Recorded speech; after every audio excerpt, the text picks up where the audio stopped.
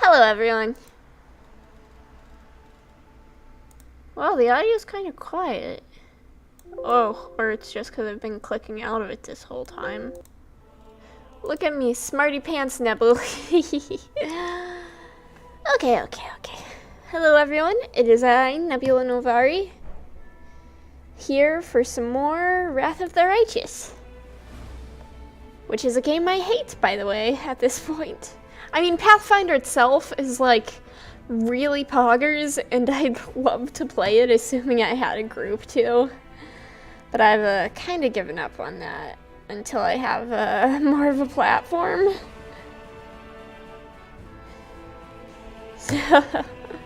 Or, you know, more friends who'd like to join me. And it is fucking cold, so hold on a second while I set up the space heater, and then we can get this show on the road, as it were. Roads are really stupid. Why do humans have them?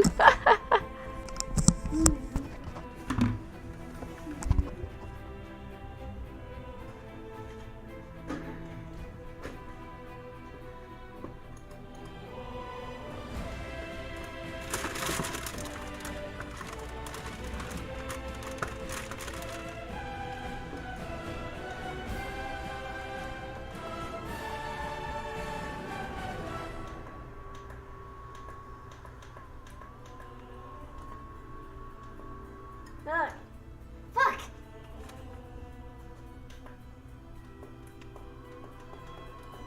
Alright.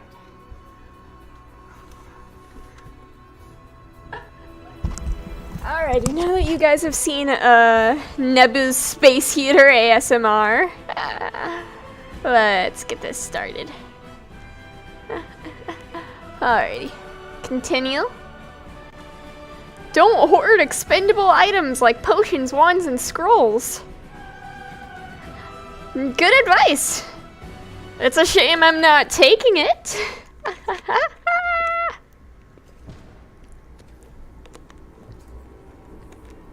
Alright, and we're hella encumbered right now. So, you know what? Fine. Let's... No, we're not resting right now. We're... do you ever, like, forget controls between games? Okay. Let's see. Do I have weapons? No. What I'm looking for right now is potions.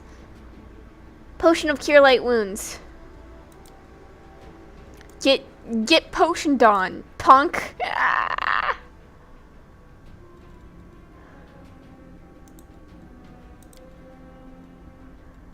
Not that potions will help me be less overloaded, but... Wait, what's in the door? Wait, what's behind this door? Fuck you! And we're gonna go to real-time combat for the combat-y things. To the third floor, or to the... Okay, to the third floor, okay.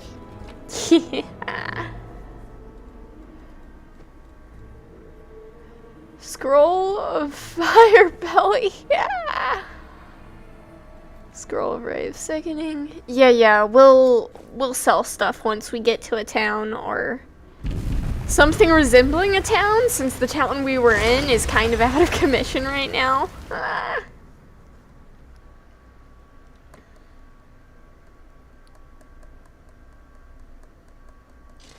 Game autosaved, thank you.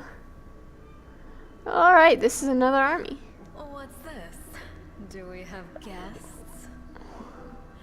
Just in time. The place is a bit of a mess, and I haven't even poured the... Sorry, turning up the volume. Not into the goblets yet.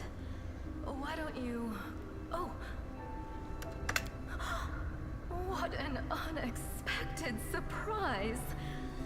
Staunton, my little sweetheart. Long time no see. I've missed you so much.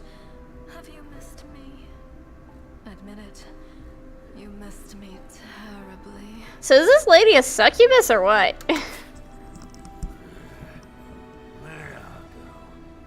You again, you wench! Minago, the one who... Be careful. She's one of the deadliest creatures in the whole demon horde. She was once responsible for a massacre in Canabras. She must be back to finish what she started. Alright. But... I want to hear about the succubus sex. Does he know me? Staunton, darling. Tell them all how close we were. That wench? She's the one who led me astray. She's the reason my life has gone to the abyss. She's the reason why Dresden fell. Okay, but how was the sex? Oh my, like butter wouldn't melt. What I remember is how eagerly you would run to our trysts, how you begged to see me again, how you promised you'd do anything I asked. By your own free will, you said this. And now you claim that Dresden fell because of me. No, my dear. That was entirely your own doing. Well, this bitch horny. Well, I guess she's not a bitch, but by God is she horny. Yeah. Oh my. Hello, Echo. Don't beat your lying lips into your filthy throat! You walked in at a great time. Now, Staunton, don't say things like that. Not about these lips, the ones you kissed so sweetly. Staunton, dearest, don't you love me anymore? Remember how good we were together? I was so hoping that we could patch things up. I'll kill you! Wait, but come on, I can fix your marriage. No? Okay. Oh.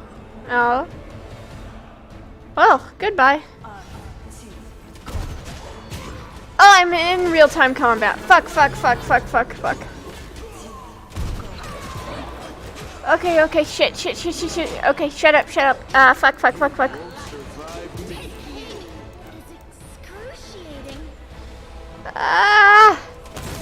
Auto battle was a horrible idea, but also...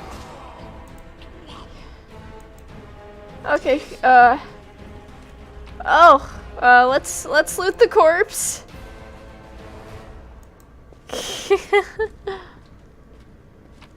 Loot the corpses, loot all the corpses. Oh, right,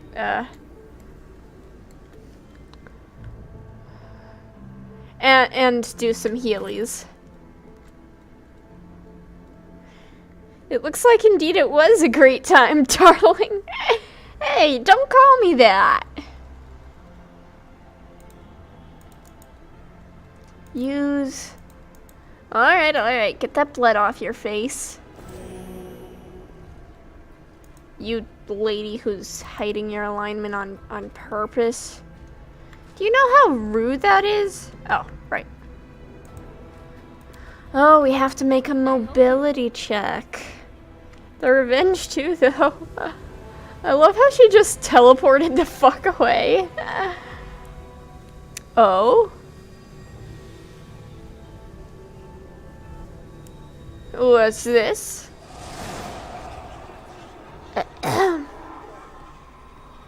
As soon as you step into the chamber, your vision seems to darken and your knees buckle. You struggle to keep your balance. The air in here is laden with the power coming from the stone. Suddenly, your head is filled with voices. Screaming, whispering, cackling, threatening. Voices pleading for help, shrieking curses and taunts. You blink and the illusion passes. A triangle! I just see a triangle. Illuminati confirmed. Congratulations. You made it all the way here. Oh! This is it. Your precious ward stone. Well, what are you planning to do now, I could kill you where you stand. But wouldn't it be nice if you could die in battle like heroes? No.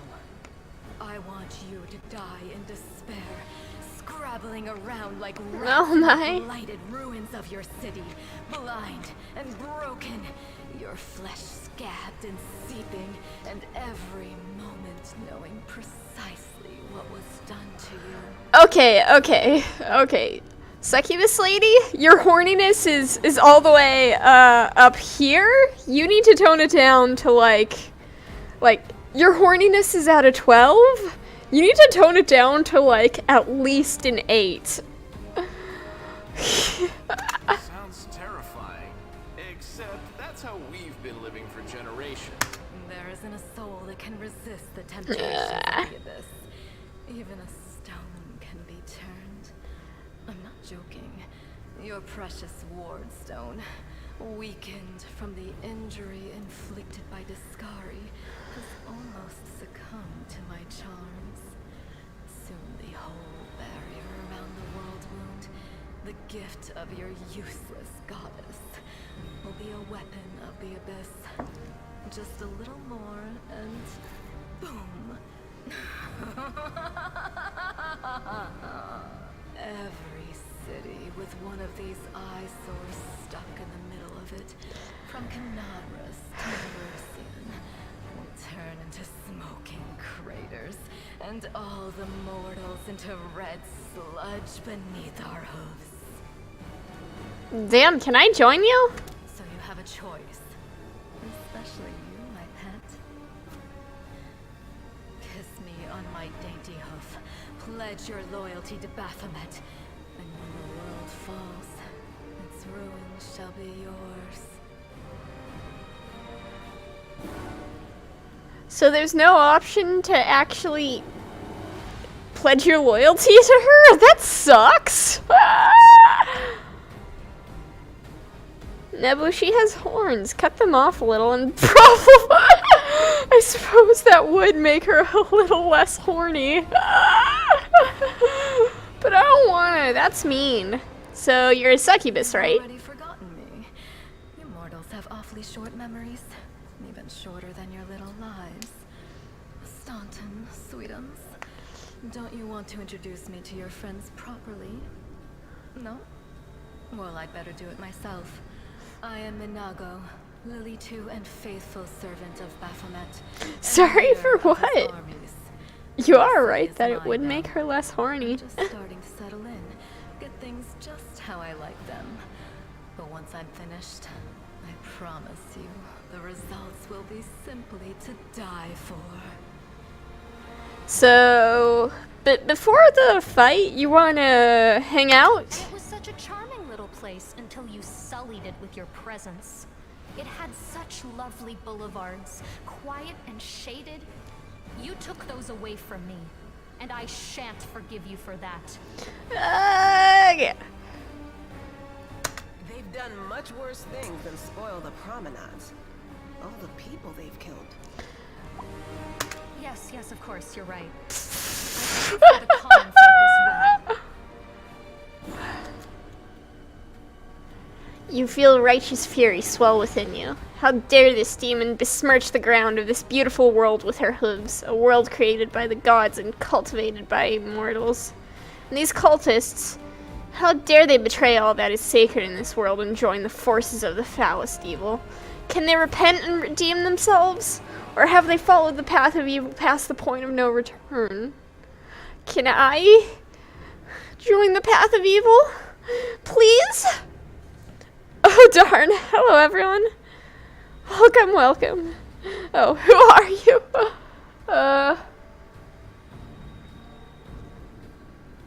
So, are you shoving the stone up your butt, or what? Quite what am I doing to it?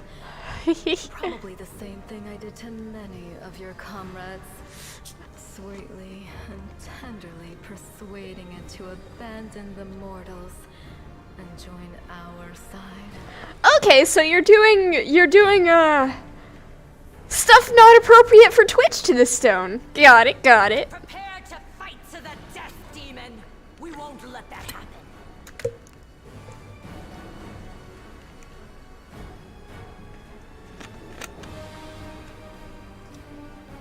Okay, so Alright, what are my options from here? Tell her to shut the fuck up. Go feral. Go feral, but in a less evil way. Or just go feral in a way that is neither evil nor good. That's kind of not much of a choice here. But I do want to go all shiny.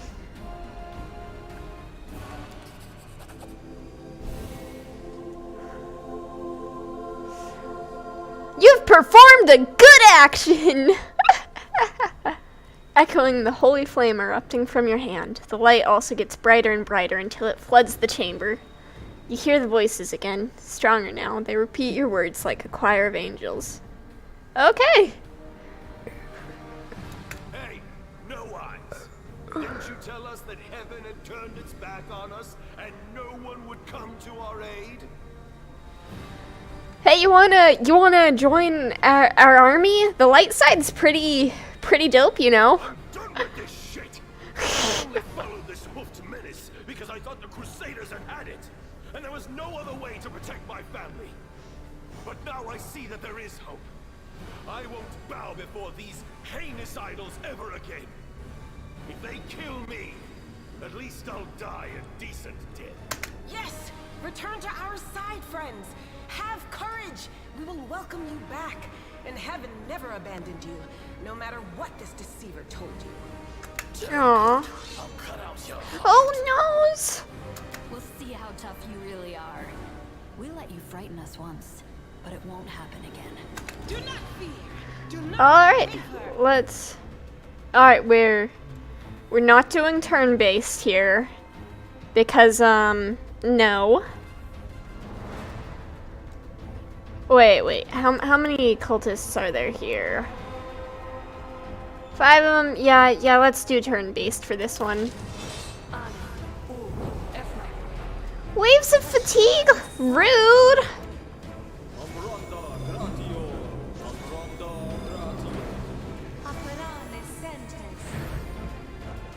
Alright, they're fucking clerics. What weapon did I equip again?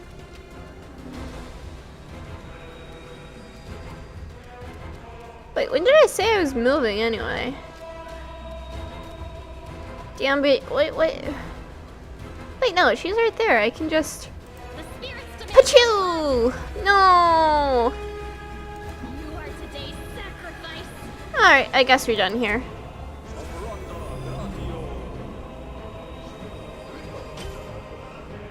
Alrighty. Alright, this dude's got arrows too. Just... No, that missed too. Fucking rude. Alright. I guess I'll be doing this. Violent ways! Yeah, next turn I'm gonna go into a rage because I forgot to this turn. Yeah. Okay. See, I always forget that I actually have things. I can do a little smitey. Oh, right, I'm encumbered. Oh well. And a little smitey.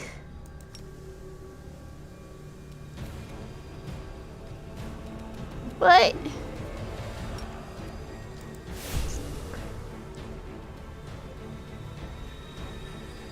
Into the fray! Cha. Inheritor. Okay, I guess we're done here. NPCs! Yays!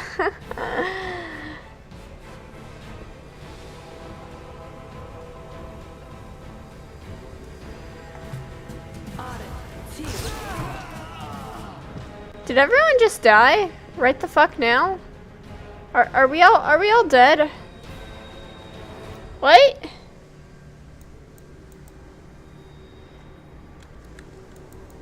What the? Okay, no, we're still here. That's it. I'm Oh. tired of playing around now. Loading. You want to know what will happen when I'm done with the ward stone? Here's a little demonstration. Oh my.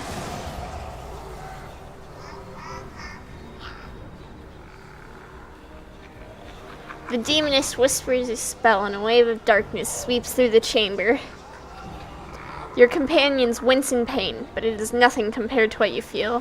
Thousands of voices once again burst into your mind, drowning you in their moans, screams, and sobs. Pain rocks through your skull. Well, okay. I can kick her ass goodly, evilly, or neutrally. By the way, hi there, Death Evan. Good to see you. Thanks for the follow. Let's see. This is such a hard decision. No matter what happens, we're kicking her ass. Question is, am I an asshole, a racist, or just violent? What do you guys think I should do? Should I do a racism? 'Cause, you know, not all demons are evil.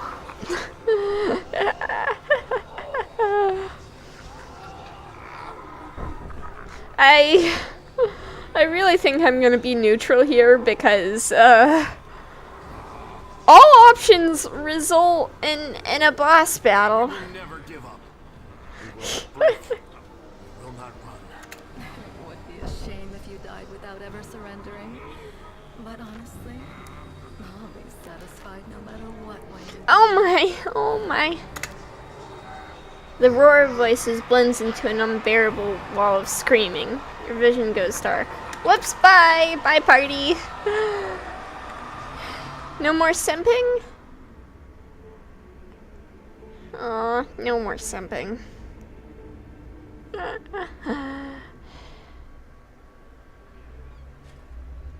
Praise Iomade, you woke up. Healing your wounds was easy, but you were unconscious for so long, I was starting to worry we'd lost you. Hey, yo, what the fuck? Stand up to the demoness. Her spells were too strong. It's all right. We'll handle it somehow. You blacked out, but Staunton and I managed to get you here to the Defender's Heart. It used to be a tavern, but now it's our headquarters. Okay, do we still have biz, though? Here, and we're preparing to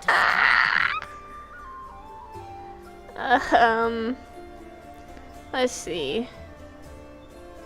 So, I mean, I'm eventually gonna do all the exposition because the voice acting is pretty much the one good thing about this game. So what's up in the city? Bad, but not hopeless. We're constantly getting news, and new sources of resistance keep springing up in the districts where everyone seemed to be dead. The survivors are gathering here. You should see them. Their faces, their eyes burning with determination. The city is destroyed, but our resistance is not broken. We will keep fighting. So, why are you in the Illuminati? The Ward Stones are a gift of Iomade, created personally by her herald, a mighty angel, and a general of the Celestial Armies.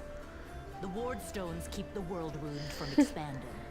They stand along the border of the territory controlled by the demons, creating a barrier to keep them inside.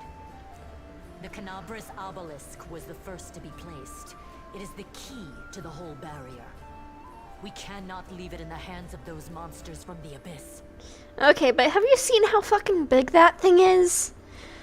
I'm not sure how it's gonna be moved back up to the surface. You heard what the demon said. They're going to desecrate the Ward Stone and blow up the whole barrier around the World Wound. That would be an even worse disaster than the World Wound's expansion before the Second Crusade. Not only Canabras, but every city with a Ward Stone will be destroyed, including the capital. We can't allow that no matter what. We will retake it, even destroy it if we must. Iomade's gift must not become a weapon of the abyss. Okay, by mule.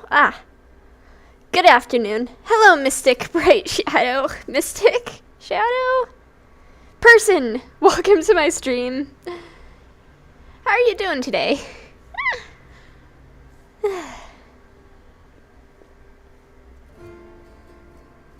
First of all, we need to decide what to do with the stone once we get it. What I'm about to say is classified. A traveler came to the city recently. A blind elf calling himself the Storyteller. He insisted he be allowed to examine the ward stone, and he raised the alarm when his study was finished. Even before the demon attack, he had found some damage or flaw in the stone. Shadow, this is your 5th playthrough of the game? No, actually. The 5 in the stream title is for those on YouTube, and when I upload my archives, so that if you want to sit with me through the whole game, you can watch the whole game in order. But for Twitch, it's kind of useless. But I prefer to have the same titles for both, so I'm doing alright. Just addicted to this wonderful story adventure. Ah, so your first playthrough? Exciting. Yeah!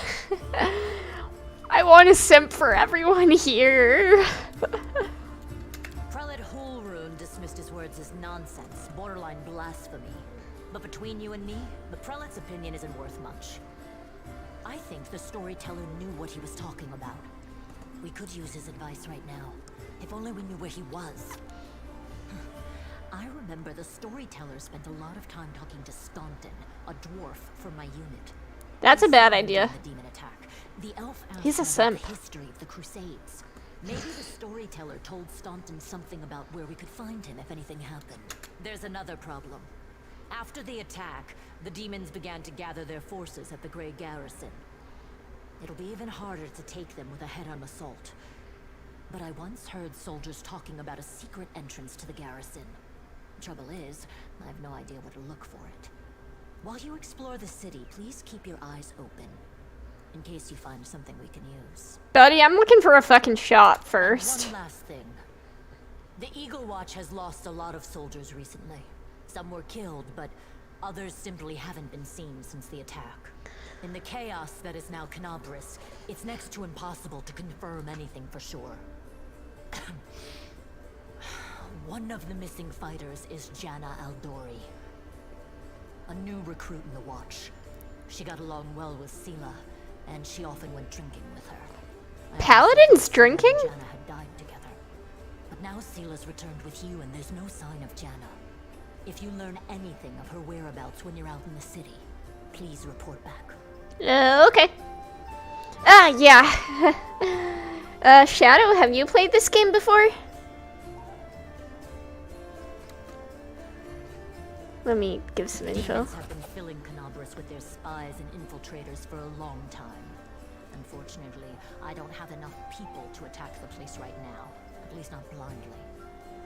I'd be grateful if you snuck in there and scouted out the situation. But just scouting. Don't be a hero. I'm literally the protagonist of this game, bruh. Oh yes, I've played through several times, and there's still more to see and experience. Yeah, that's the good thing about D&D and Pathfinder and stuff. There's like so many branching story paths, and that does translate well to a video game. Okay, good talk. May the goddess help you. We're still fighting, which means that Canabris still hasn't fallen. If you come across any groups in the city that can fight, send them here to the Defender's Heart. We'll need every fighter we can muster for the final assault. You should expect your playthrough will take around 150 hours, no joke. Well, I guess we'll be playing this game for a while then. Yes, one more thing. If you're in the area, check out this address. It's our house. Mine and Anevia's. Well, it was our house. If the building is still standing, open the hidden compartment in the kitchen. It's filled with supplies for a rainy day. You can take whatever you find. You have more need of it. No, I'll give it back to you, cause it's your stuff. You want your stuff, right?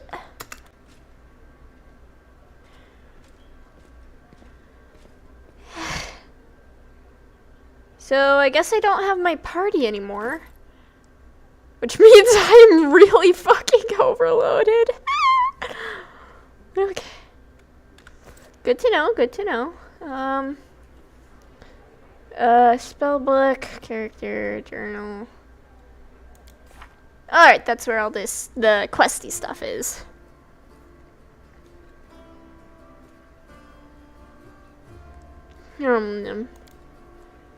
Oh! Well, of course I'll go find the paladin's friend. You can dump stuff in the chest next to your bed. It'll be safe. Oh, thanks, Shadow. That's helpful. But since I am in town right now, I'd like to see if I can sell it.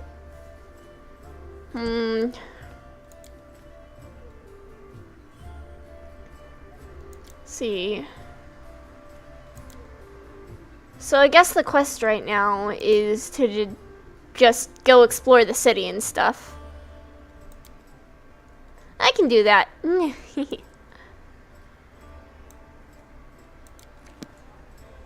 Okay, personal chest.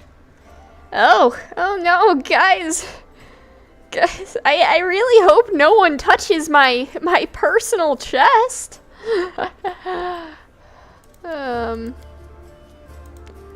I'll do it in weight in descending order.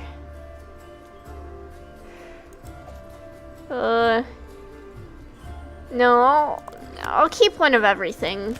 I'll keep 2 of everything.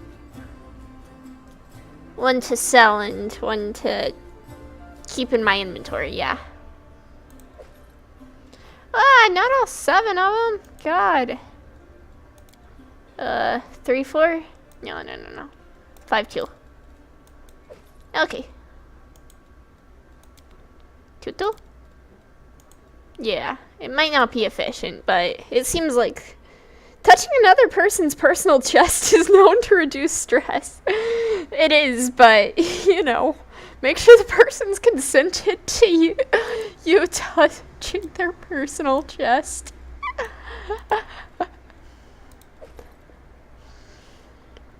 Else they might not be happy with it, and you might get killed.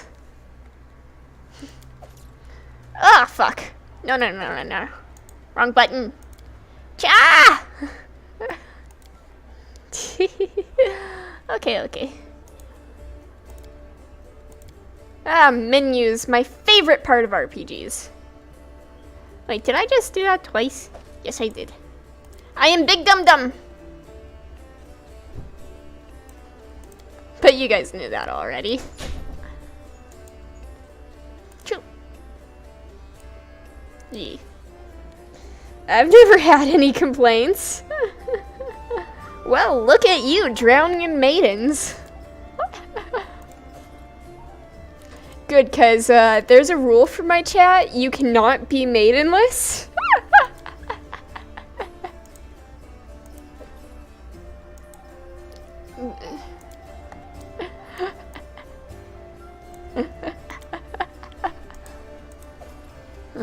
Let's see. Yeah, I probably don't need all this stuff, but I want to keep it around. And then we'll see about it later after we've done some questing. Because I really don't like fucking around in menus. I know, I like RPGs and stuff, and that's like one of the most important parts of RPGs. Fucking around in menus. But like, that's not the fun part. The fun part is going on adventures with your friends who don't actually exist because they're, you know, fictional characters.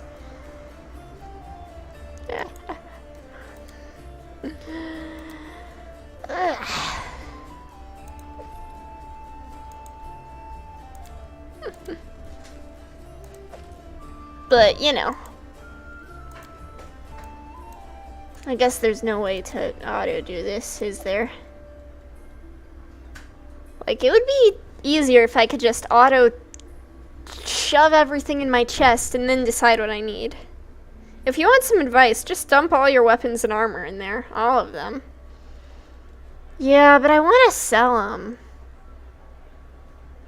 It's fine.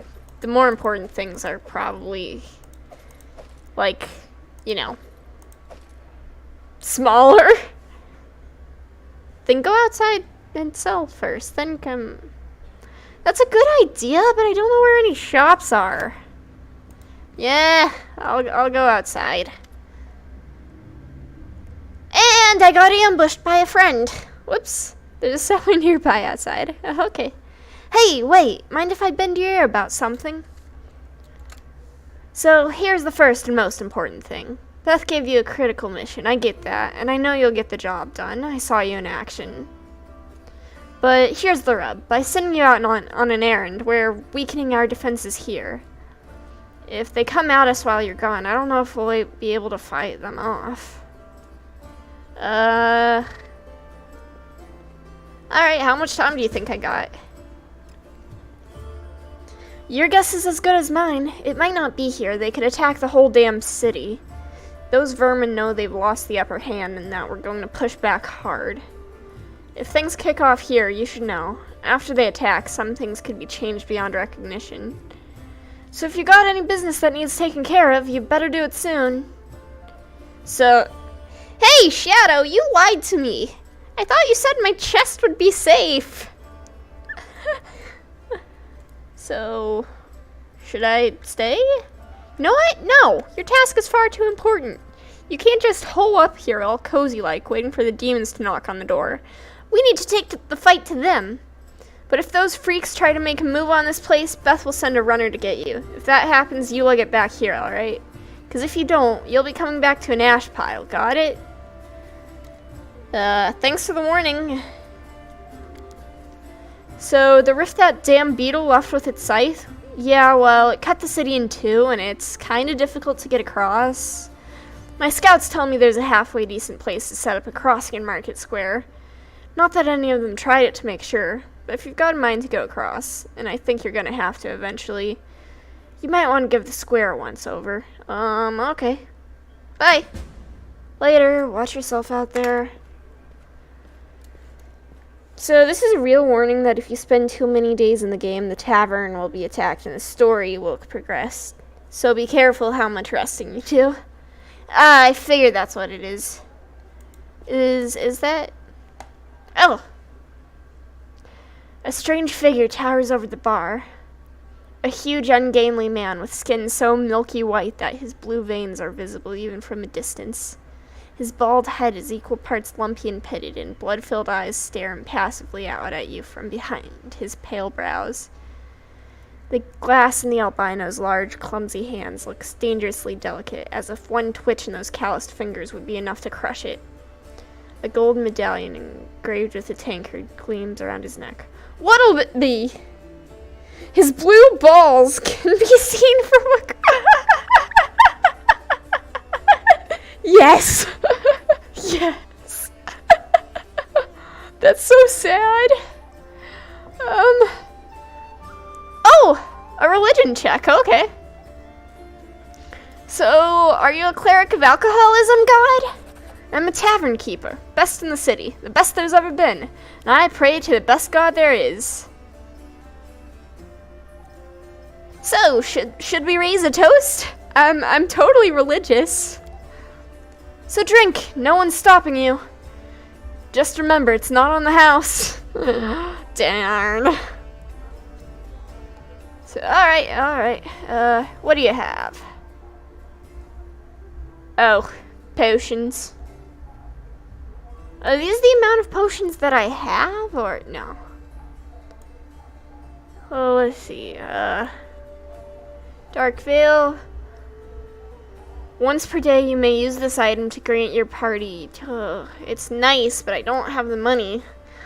Oh, I need a bag of holding. A bag of holding would be... Yes. Oh, it's like a bartering thing. Oh, that must be your same god you chose at the start. Never saw the option to respond to him with a toast before, so must be your god. You'd think that, but it says I passed a religion check, and I don't... What is my religion? Let me check. Fuck. Hold on 1 second, dude. I gotta check my... my character.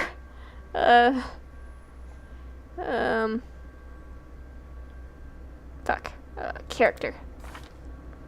I know I'm chaotic good. I have a +1 to religion. Of course, recognizing a holy symbol isn't that high of a religion check. Abilities, class, biography, there we go. Darn. Doesn't say what my deity is? Summary, maybe? The religion check thing is just to notice what god symbol he's wearing. You pass it. But not just that, the text was changed because it happens to also be your god. Oh! Yeah! I decided on the god of alcoholism. Marshal the seer skills abilities to see what god you chose. I'm religious! I believe in the power of booze! So, what's your deal, man? The albino slowly takes your measure with his red eyes and finally, with a gentle sigh, says, Gmo Hawks, vampire. Are you really a vampire? Not that I'm racist or anything. Gmo gives you a long look of reproach and then grudgingly answers, no. He's totally a vampire. So what are you doing here? How did anyone end up here? How did you, or them? With a huge hand, the tavern keeper gestures at the ragtag group assembled in the room. The world is big, but still there isn't a place for everyone. People who no longer have a life anywhere else, they end up here. So, what are the tourist attractions, huh? If you mean places that normal people usually stay well away from, then there are plenty. Like the Pataxian wine cellar. Gmo pauses for effect, like the name of the place alone should make you quiver in fear. Hey, I'm an alcoholic tiefling, okay? I can go down there. It once belonged to a Pataxian trading house. Then King Iravetti came to power in Patax, and property started changing hands. Soon after, the seller's shop assistant was found in a ditch. Not all of him, mind, just his head. Numerian gangsters had taken possession of the place. They wanted to sell something stronger than wine on the street, and they ended up on the gallows. Then King Iravetti's number was up, so now the store stands empty and unclaimed. Oh, so, never mind. Not a fun place, then. After coming to the end of this story, unusually long by his standards, the tavern keeper takes a swig from his tankard. Just don't ask me how he makes any noise with no head. I wasn't there, I just tell it like I heard it. You can mouse over those purple color terms, you know, so you can learn. I am dum-dum! I am big dumb! Thank you for letting me know, Shadow! So, what's up in the city? There are demons everywhere, and you showed up. You're not very talkative for a barkeeper. Gmo gives you a long, mournful look and says nothing. You can scroll back up through the text to see too if you want. Ugh. Oh! Pitax's origins lie with brigands from their neighbor to the north, Brevloy, who sought sanctuary amid the forest of the River Kingdoms. A band of vicious thieves made a hideout in a riverside hamlet known as Pitax. As they visited there year after year, their ill-gotten gold slowly transformed. Okay. So basically, big-ass crime city. Okay. Wait. Oh, there's no need for expansion. Once a rising power poised to unite its neighbors under its banner, today Numeria has fallen into decay. Here, savagery and science exist side by side. Amid the wreckage of a crashed star. Okay. Good talk, friend.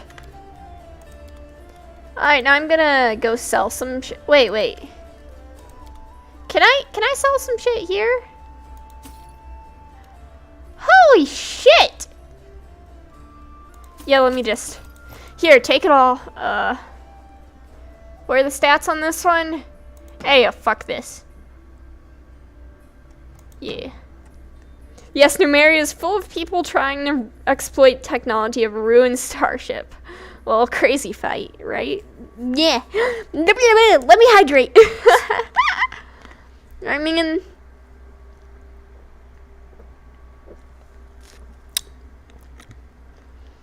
it's not that far-fetched. Sci-fi and fantasy go together like peanut butter and jelly. And one of my favorite games is Star Ocean, so... that one's equipped. Here, take my shit. Just take all the shit. I'll keep the masterwork one. I swear, that quarterstaff looks like a lightsaber. As long as we're, you know, blending genres here.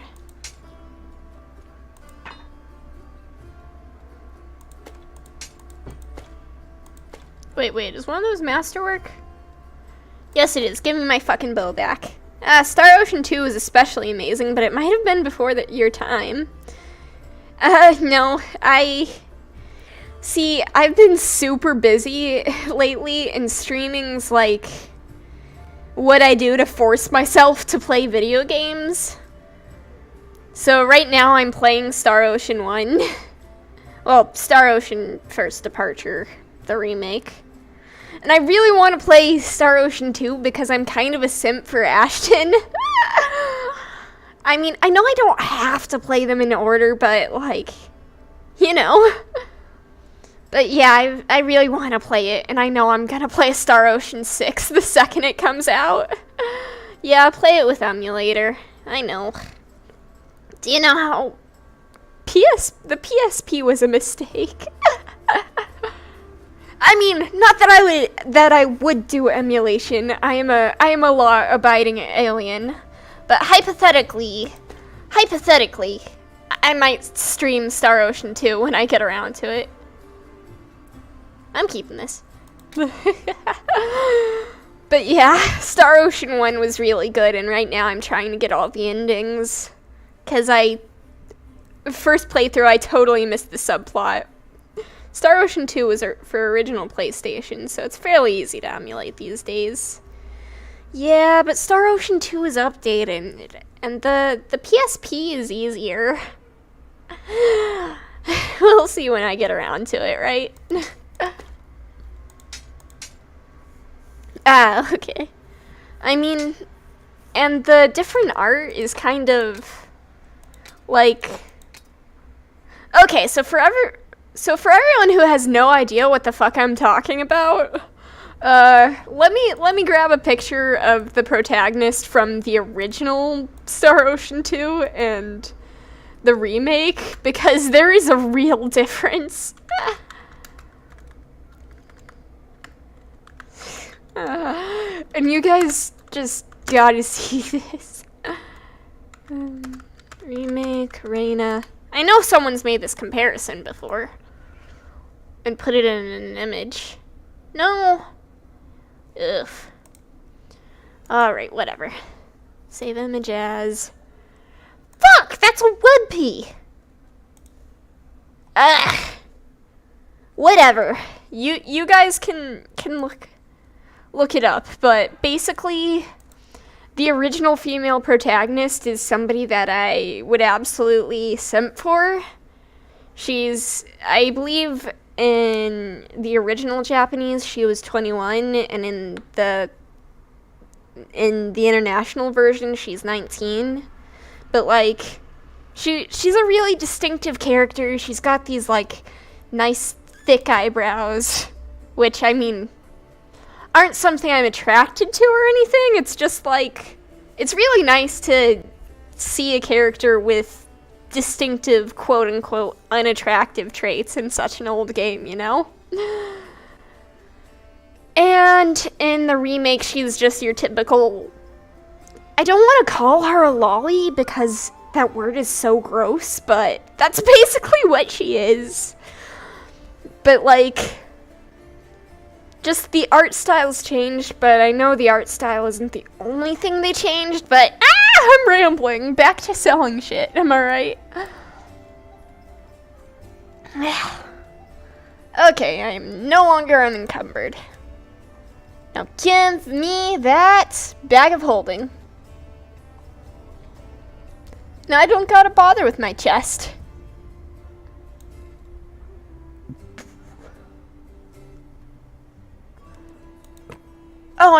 Oh, I can only get one? Like, lame. Anything else I might want? Oh, he'll sell me my own shit back. Gotta appreciate that. Yeah, I'll just buy this. And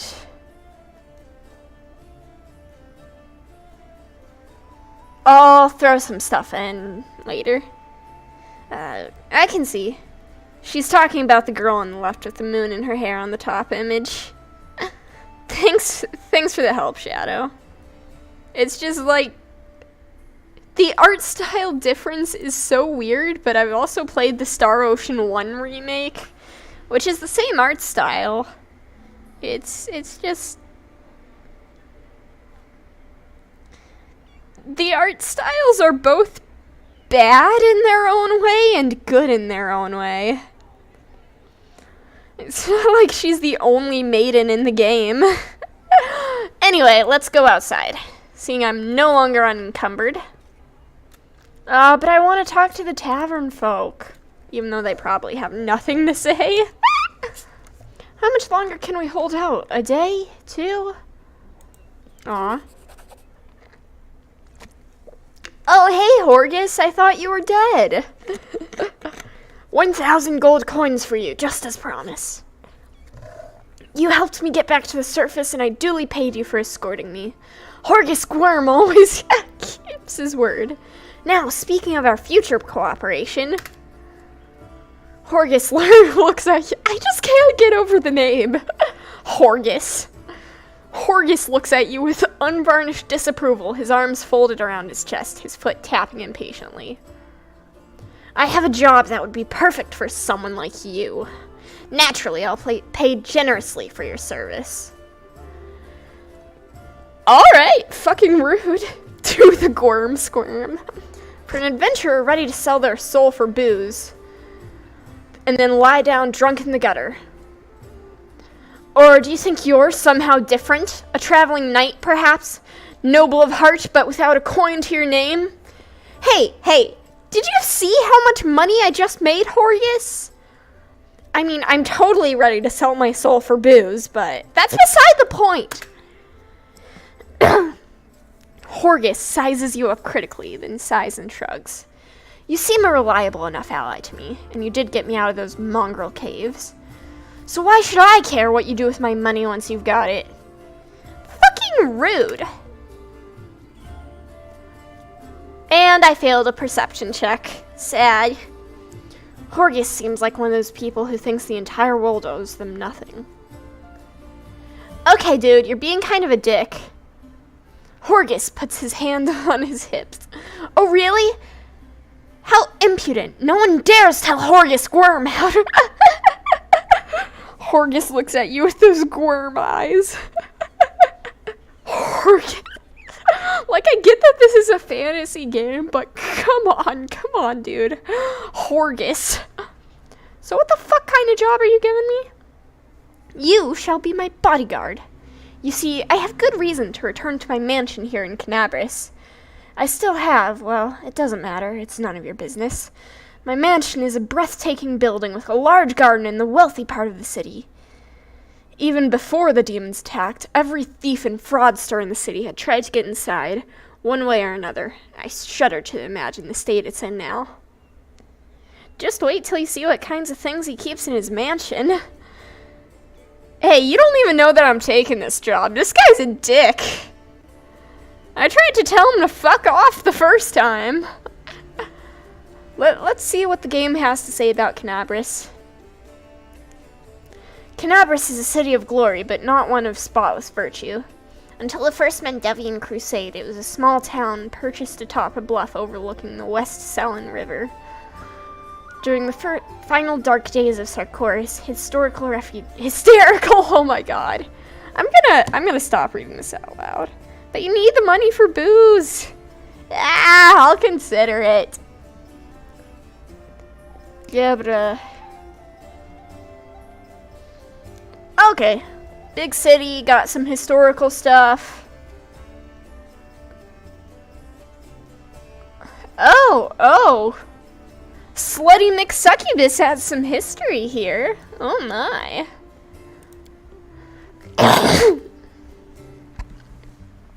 I have little hope that my guards were able to hold the mansion during the attack, and I expect that the servants fled when they saw the demons. Only Abadar knows what's happened there since. Therefore, I would ask that you meet me at my mansion and guard me there until I complete my business. Bruh, what's your business? Alright, what's... Yeah? Oh. Game's being kinda slow. Rude! Demons are malign and destructive creatures native to the outer sphere plane known as the Abyss. Demons exist for one reason, to destroy, while their more lawful counterparts, the devils of hell, seek to twist mortal minds and values to remake and reshape them into reflections of their own evil. Demons seek only to maim, ruin, and feed.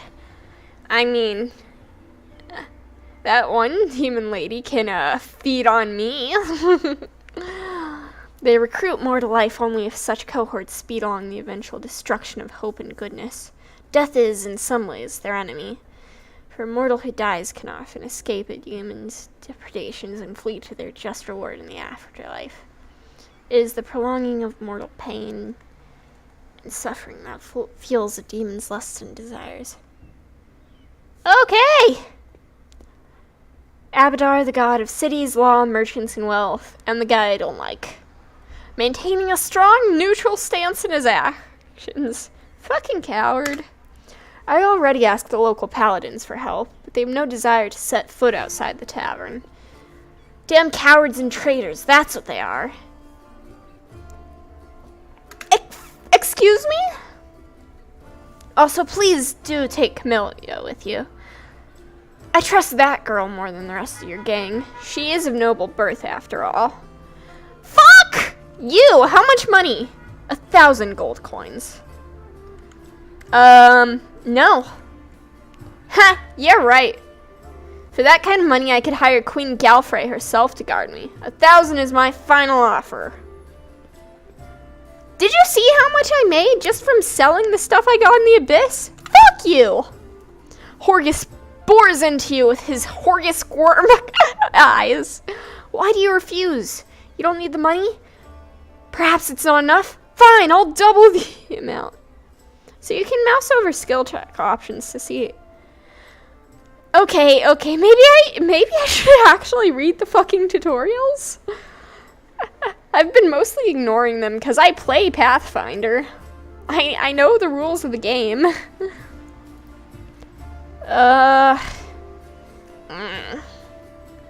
Okay, yeah, I'll do it. Marvelous! Most excellent! Horgus's face relaxes, smoothing a few of the tense lines. I'll proceed to mention at once and wait for you there. Meanwhile, you needn't worry. I know the city like the back of my hand. But do hurry, unless you want me to lower your reward. Okay. I guess we're helping Horgus Gormus. Can I pet the cat? No? Aww. Do you know much about the mythic paths? Not these ones, no. I know they're pretty self-explanatory, and my human friend who played this game played a lich. But at that point, I promptly asked him to shut the fuck up, because I don't want spoilies for when I play. But I do know that they basically affect the plot in some way. Anivia, in her muted colors, blends almost perfectly into the background. She appears relaxed, but her seemingly unfocused eyes are taking in everything around her, tracking and filtering potential threats. The only tell is the way she drums her fingers on her hip near her weapon sheath. She shows no sign of her injuries and confidently leans on her previously broken legs. She pretends to have just noticed you, even though she watched you approach from afar. Oh, hey! See how they patched me up? Now I can run, jump, or dance a jig if I feel like it. So... okay, I won't say much, but at this stage of the game, when you see an option for a path, you might want to pick it, so that when it's time, you have the most options available to you. Just a small tip. Oh, is that why the options for the combat were basically like, thrash her ass, neutral, thrash her ass, good, thrash her ass, evil.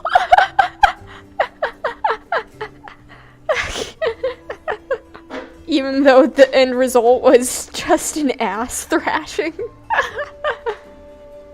Ah, that makes sense. I will make sure to choose an alignment while I thrash people's asses. So tell me about yourself. Are you single? I'd be happy to. Oh wait, no, you're not. Damn it. Are you polyamorous?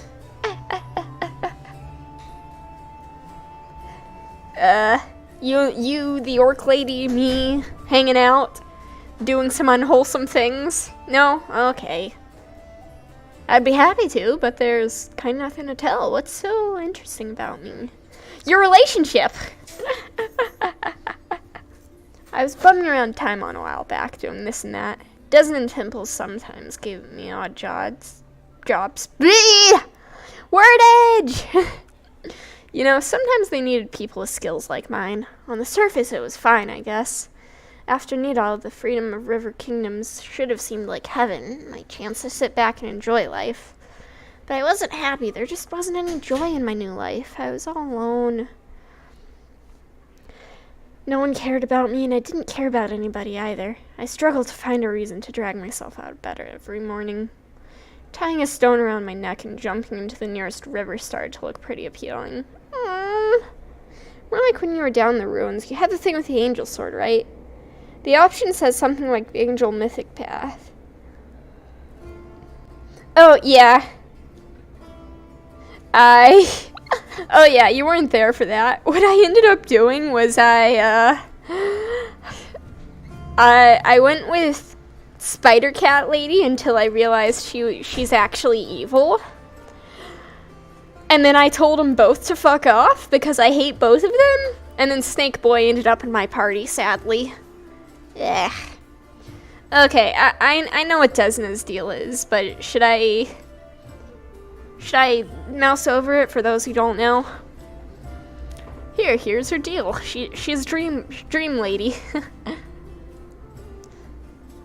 Pretty chill woman.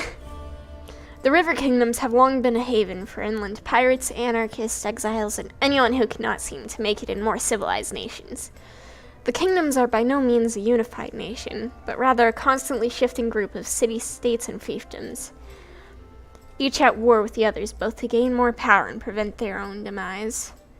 The River Kingdoms are located in the marshy lowlands of the Selin River Basin, where its three branches combine in their journey south to the inner sea.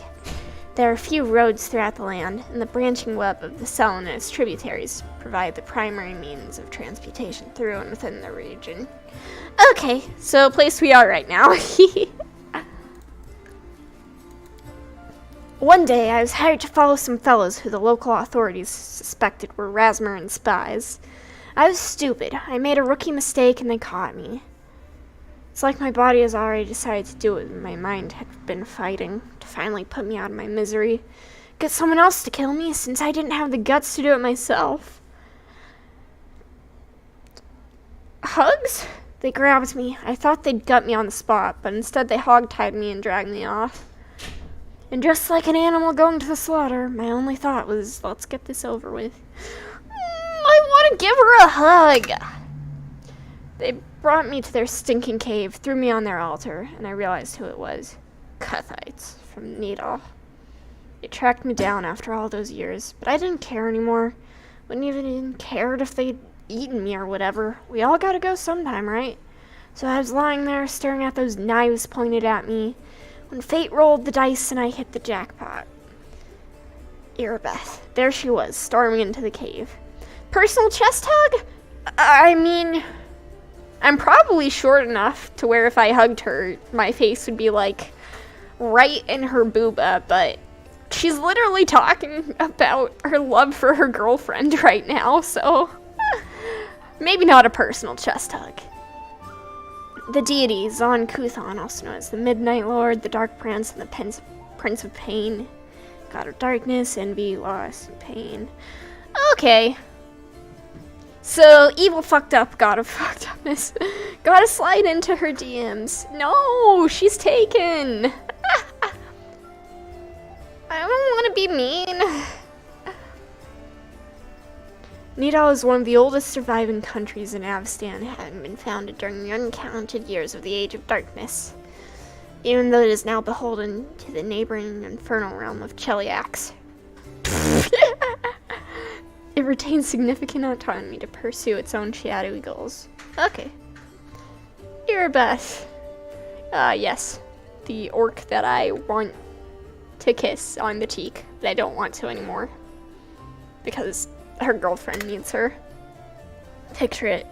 I'm lying on an altar with all those knife-wielding maniacs around me, and suddenly Erebeth storms in. I thought it was Yomade herself, fierce in her shining armor with her gleaming sword raised. She made quick work of those scumbags, chopped them up just like that. I didn't even have time to blink. She untied me, and then Anivia's face lights up as she chuckles. She looked through the papers they had on the table and started swearing like a sailor. So much for Yomade. Oh, how sweet. So how did you end up here? After almost becoming a human sacrifice, I know I never wanted to leave Erebeth's side. Doesn't knows I fell for her instantly, and I fell hard. My misery was gone, and when Erebeth showed me what was in those papers, proof that the cultists had a nest in her home city, well, I offered to help without a second thought. Anivia smiles warmly. Anivia, I forget how it's pronounced. Whatever. She must have figured I couldn't wait to get my revenge on the cultists. But I didn't give a damn about them. It was her. I'd go anywhere with her. Even on a crusade or into the jaws of a dragon. I took to life in Knabris like a duck to water. I used to be an outcast wherever I went, but half of the crusaders are the same. After all, who'd volunteer to tangle with demons on the edge of the abyss? Me, apparently. Her nickname is Nevi, so... Oh, yeah, that helps. Nevi. Well, Nevi sounds cuter. You gotta be either a goody two-shoes with too much honor and free time, or a misfit with no life out there in the normal world with normal people. People come here to run away from their debts, their past, from themselves. So I fit right in. Alright, where are you from? Nowhere. I was blown in by the wind and was found in a cabbage patch.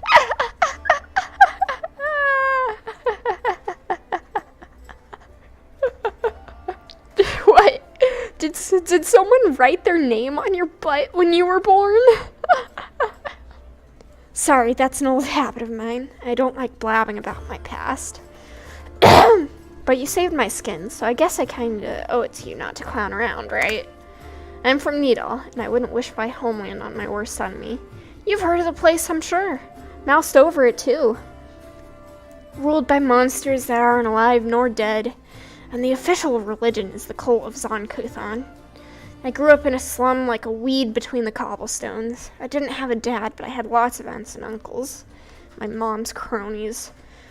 No prize for guessing the kind of business she was involved in. They gave me a set of lockpicks as soon as I could hold a spoon. While other kids were picking their noses, I was picking pockets. Aww.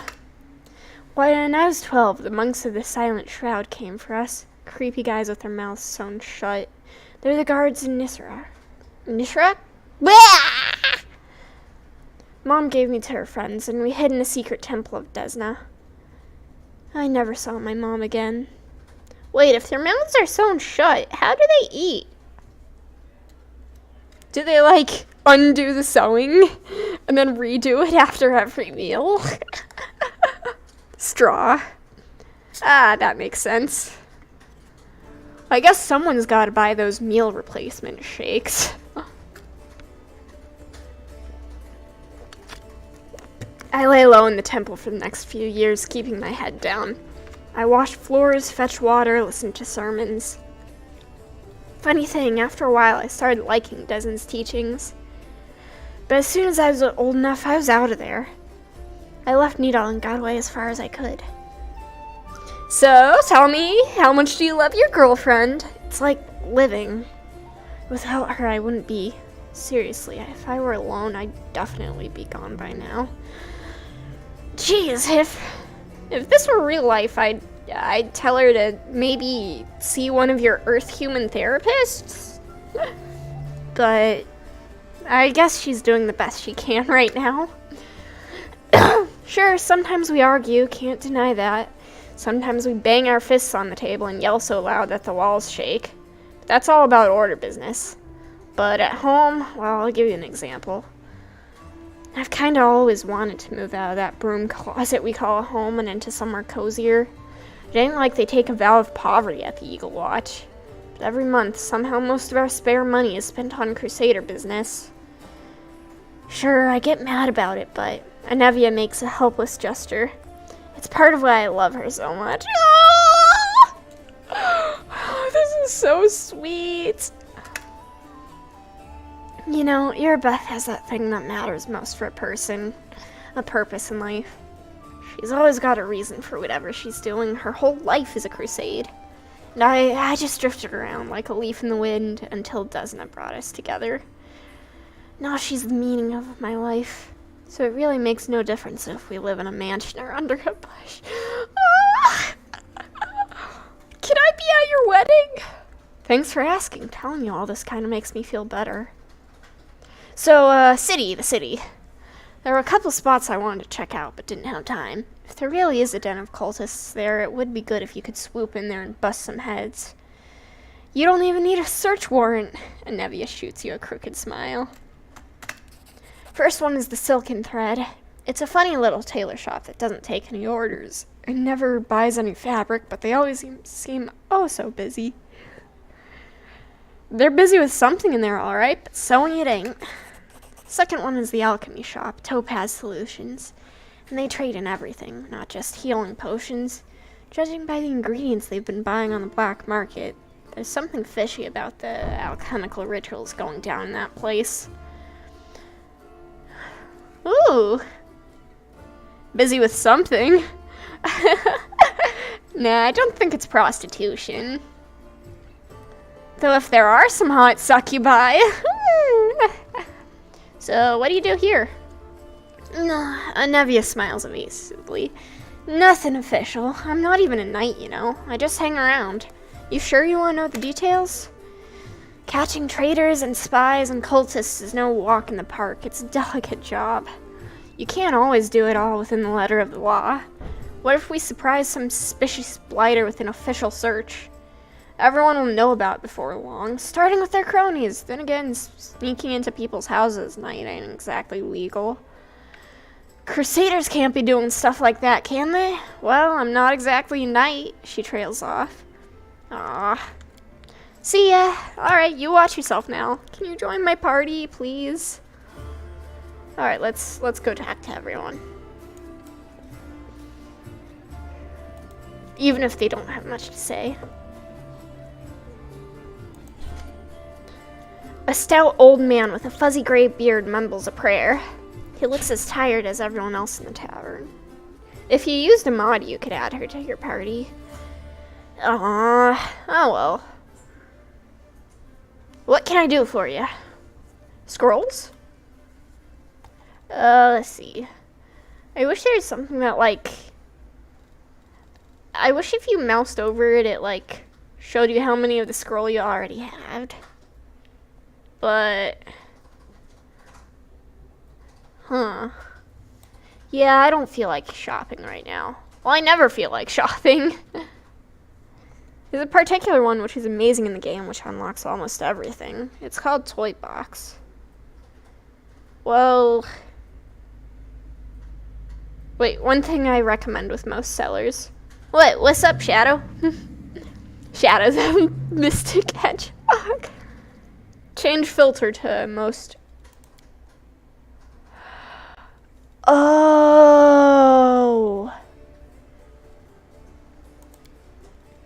Guardian. That's super helpful. I didn't even realize you could pull an Amazon in this shit.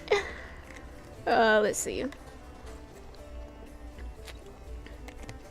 Well, that's way too expensive for me. Icy Protector. Cold Resistance 10. Also too expensive. Oh, that's nice. Scroll of Raised Dead.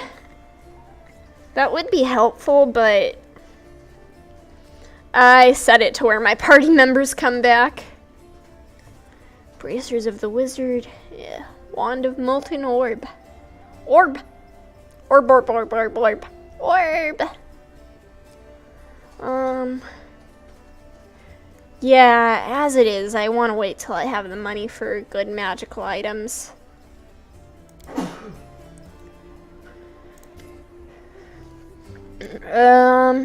So what's your deal, man? Vasali Rathimus, rector of the local Temple of Abadar. The temple is gone, though, and if we snooze here for much longer, the city will be lost as well. So anyway, filtering like this helps you see what's actually good in looking at these vendors. And what I actually can afford. Thanks for showing me. I didn't realize I could pull an Amazon. So, who's the quiet kid? This one? Kayato the Shepherd, my apprentice. He's a smart boy and his faith is strong. He serves Eristil, though, but there's still something he can learn from an old servant of Abadar. He'll be a great cleric when he gets a little older. There's a ton of little tips and tricks to know. Yeah, I figured. I wish they'd just tell you, but I suppose there is a lot of fun in discovering things for yourself. Or having someone in Twitch chat tell ya. Eristil, oh, Family God. Aw, how nice. So, spells? First, I sell scrolls. I have a lot of them, something for every emergency. Second, while you're here in the tavern, I can read one for you. Guaranteed, no surprises. But you'd better not go into the city without a cleric. I won't be going there myself. I'm too old and my powers are needed here. Oh, okay. I'll be sure to remember that. May Abadar aid you. Okay. Hello there. Hello. Okay, I've talked to you guys already. Who's just lounging there? And that is... Oh, it's a table. Let's talk to folks. Casually talking to every NPC. A tall, athletic man greets you. His hair is prematurely gray and shorn close to his head in a military style. He is lean and well-groomed, and a monocle twinkles coldly in his eye. The bold set of his jaw and his large but agile frame attests that here is a man who is always ready to be on the move. Greetings, I am Hylor, Venture Captain of the Pathfinder Society. Roll credits! I am a superior officer among Pathfinders in the region of Mendiv. However, the Society is running almost no operations here right now. Besides me, there are almost no Pathfinders here. Actually, I'm only stuck here because of an old feud with a demon worshipper known as the Spinner of Nightmares. I've had to work alone without the support of the Society, but I've made a lot of acquaintances among the local mercenaries and daring fighters. If you need any good fighters for an honest cause, talk to me. So what's your deal? What exactly are you interested in? I'm a common Pathfinder. There are many others like me. Fate and my orders have brought me to this land. So, Pathfinder Society? The Pathfinder Society is a global organization that unites opportunists and adventurers of all kinds. We explore the world and uncover its secrets, travel, and sometimes face down threats. In times of trouble, the latter becomes our primary focus. We're driven by curiosity and the desire to make the world a better place. And, of course, some seek profit or hunger for glory. But in any case, it's hard work. They might send you anywhere on a mission. Weaklings have little place in the society. It's more for seasoned fighters. There are society lodges in many cities. The closest one is in Narosian. They're each led by venture captains, lads like me. The Grand Lodge is in Absalom, the center of the world. The Decemvirate sits there, the anonymous council of our leaders. Okay, so why the fuck are you here? I was working on an assignment for the Pathfinder Society, and then a demon worshipper named the Spinner of Nightmares abducted my daughter, Laurie. For the past 3 years, I've been trying to save her. During this time, I've become a specialist in scouting demon territory. I've even planted agents among the cultists. Truth be told, I'm pursuing the Spinner of Nightmares. I've been acting more on behalf of Queen Galfred and the Pathfinder Society. It's a long story. Maybe I'll tell you the rest of it sometime. Hylar frowns grimly. The Spinner of Nightmares is a true spawn of the Abyss. I've fought her many times, but I've never been able to seize her by the throat. So, you have a daughter? Hylar smiles, showing his healthy white teeth. How the do toothbrushes even exist? As a girl, Laurie was just an angel. We lost her mother early on. She was left to follow my example, a drifter with little idea how to talk to a 10-year-old girl. But even with such questionable parenting, Laurie managed to grow into a wonderful girl. Brave, smart, beautiful, and entirely unbearable. She's always argued with me about everything. Who needs dental work when you have healing spells, I guess?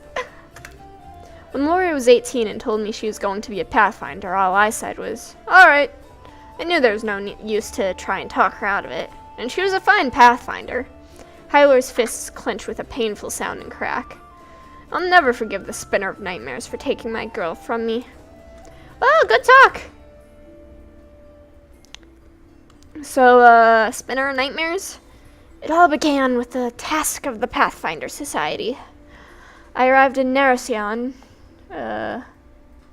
with my team to investigate the sudden death of a famous crusader, Baron Thalarin. We soon focused in on a small hospital for the wealthy, where Thalarin was being treated shortly before his death. It turned out that a gang of Baphomet's cultists, calling themselves the Labyrinth of Mind, had gotten a foothold at the hospital. Oofs! Okay, so capital... Iomede's holy city. Know where I want to be, got it.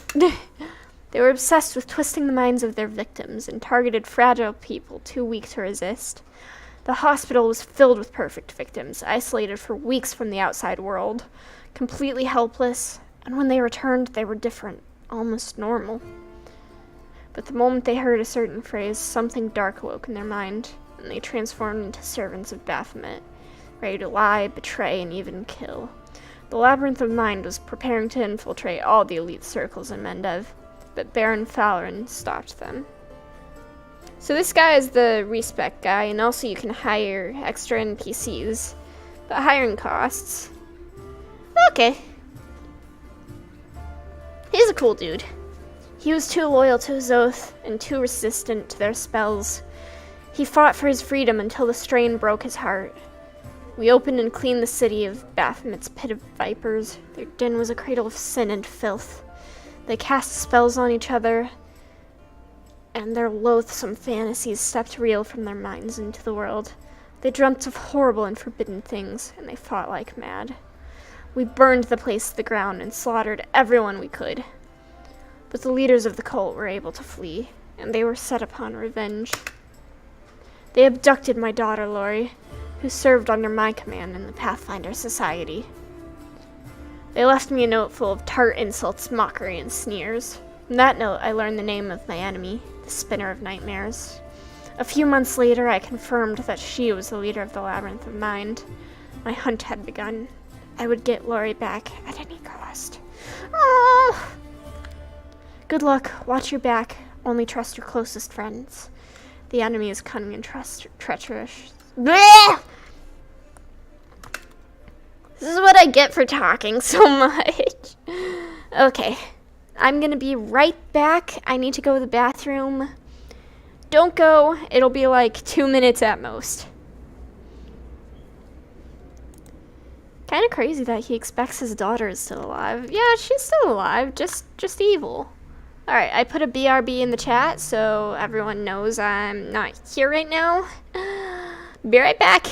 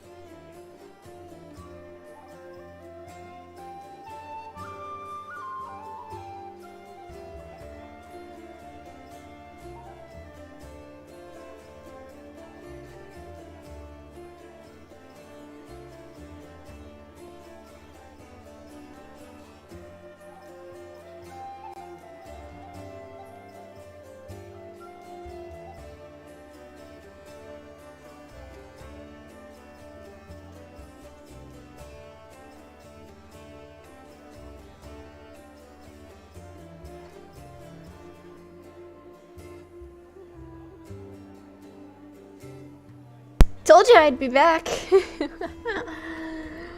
Alright, let me get some hydration for my throat. Reading dialogue is a lot. But it's fun. BQCK.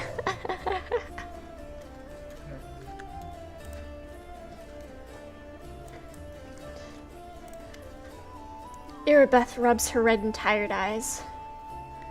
Any success? How's the city? So, wardstones? They are our greatest treasure, the shield given to us by Eomade herself, and placed in Canabras and other Mendevian cities and fortresses by her herald. The chain of wardstones forms a protective barrier that stops the expansion of the world wound, keeps the demons from moving beyond its borders. I shudder to think what'll happen if that barrier falls. Wait, I literally asked her the same thing earlier. Okay. So, what's this organization you have here? It was a small order, created to fight not only demons, but also the enemy within. To maintain the purity of the paladin ranks, prevent heresy, and identify spies, and it failed miserably in that. The Templars of the Ivory Labyrinth infiltrated it and formed their nest within its ranks. Oh! Cultists, fine. Everyone loves cultists. After the Queen entrusted me with leading the order, Anuvia and I practically built it from scratch. We got rid of dead weight, people who weren't committed. We organized ways to transmit messages and orders safely. We introduced reliable ciphers. We found tacit allies around the city, from crusader orders to street beggars. This was my personal crusade, to purge the city of the Templars who had infested it. And I thought I was winning. I could feel it. We were so close to driving the cultists out of Canabras, but Irabeth frowns. It's hard to admit, but those successes didn't count for much once the demons entered the city.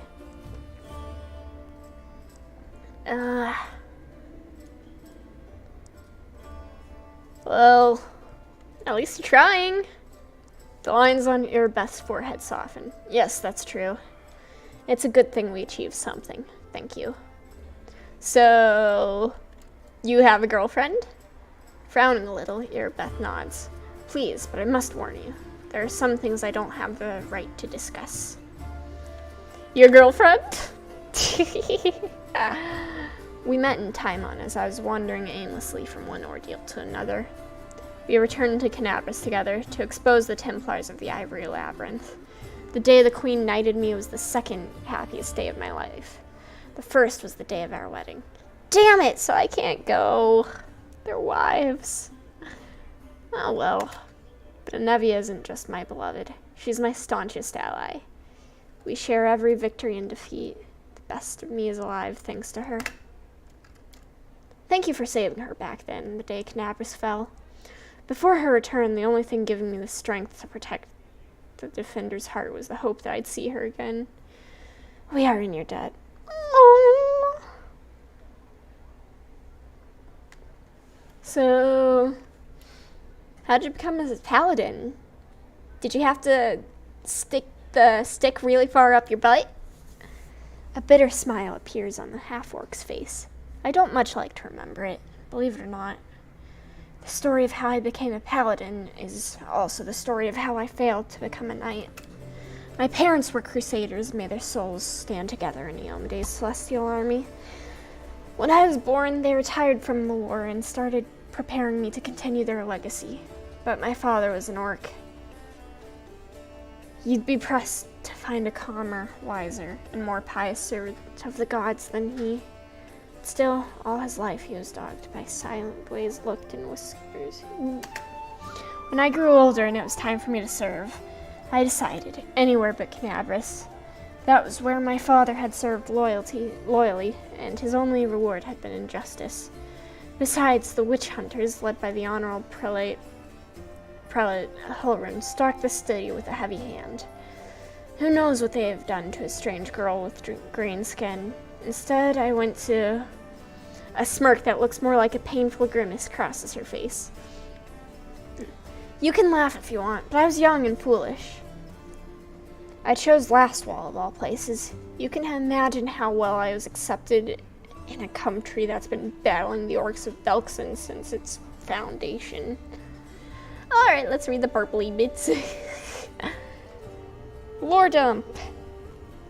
As Irabeth ran her thick and gentle half-orc fingers down her flat. Alright. No horny, Nebu said hornily. Aw, darn, my model's all borked. Come on. You can do it. There I am.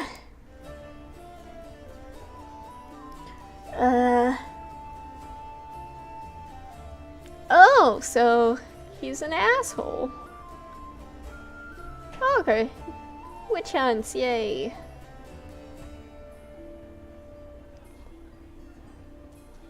And Orkland. Okay. That's kind of racist. There are many there like me, but we were all treated as second-class citizens. To the locals, my green skin was worse than leper scabs. Even my brothers in faith kept their distance. I took my vows, and the goddess granted me the power of a paladin. But even then, not a single order would accept me into their ranks. I spent another 6 months knocking on doors before I realized the simple truth. I serve Iomade, not these people. I don't have to prostrate myself before them, so I left as a paladin, but not a knight. Yeah, no, that kicks ass. Fuck racism. Yeah, witch hunter and second in command under the queen. Oof. I'm sure you can imagine what it's like. In most places, tieflings are despised even more than half-orcs. Hey, I'm not a tiefling, I'm an alien. So, are the Knappers people racist? They tolerated it surprisingly well. I shouldn't have been so wary.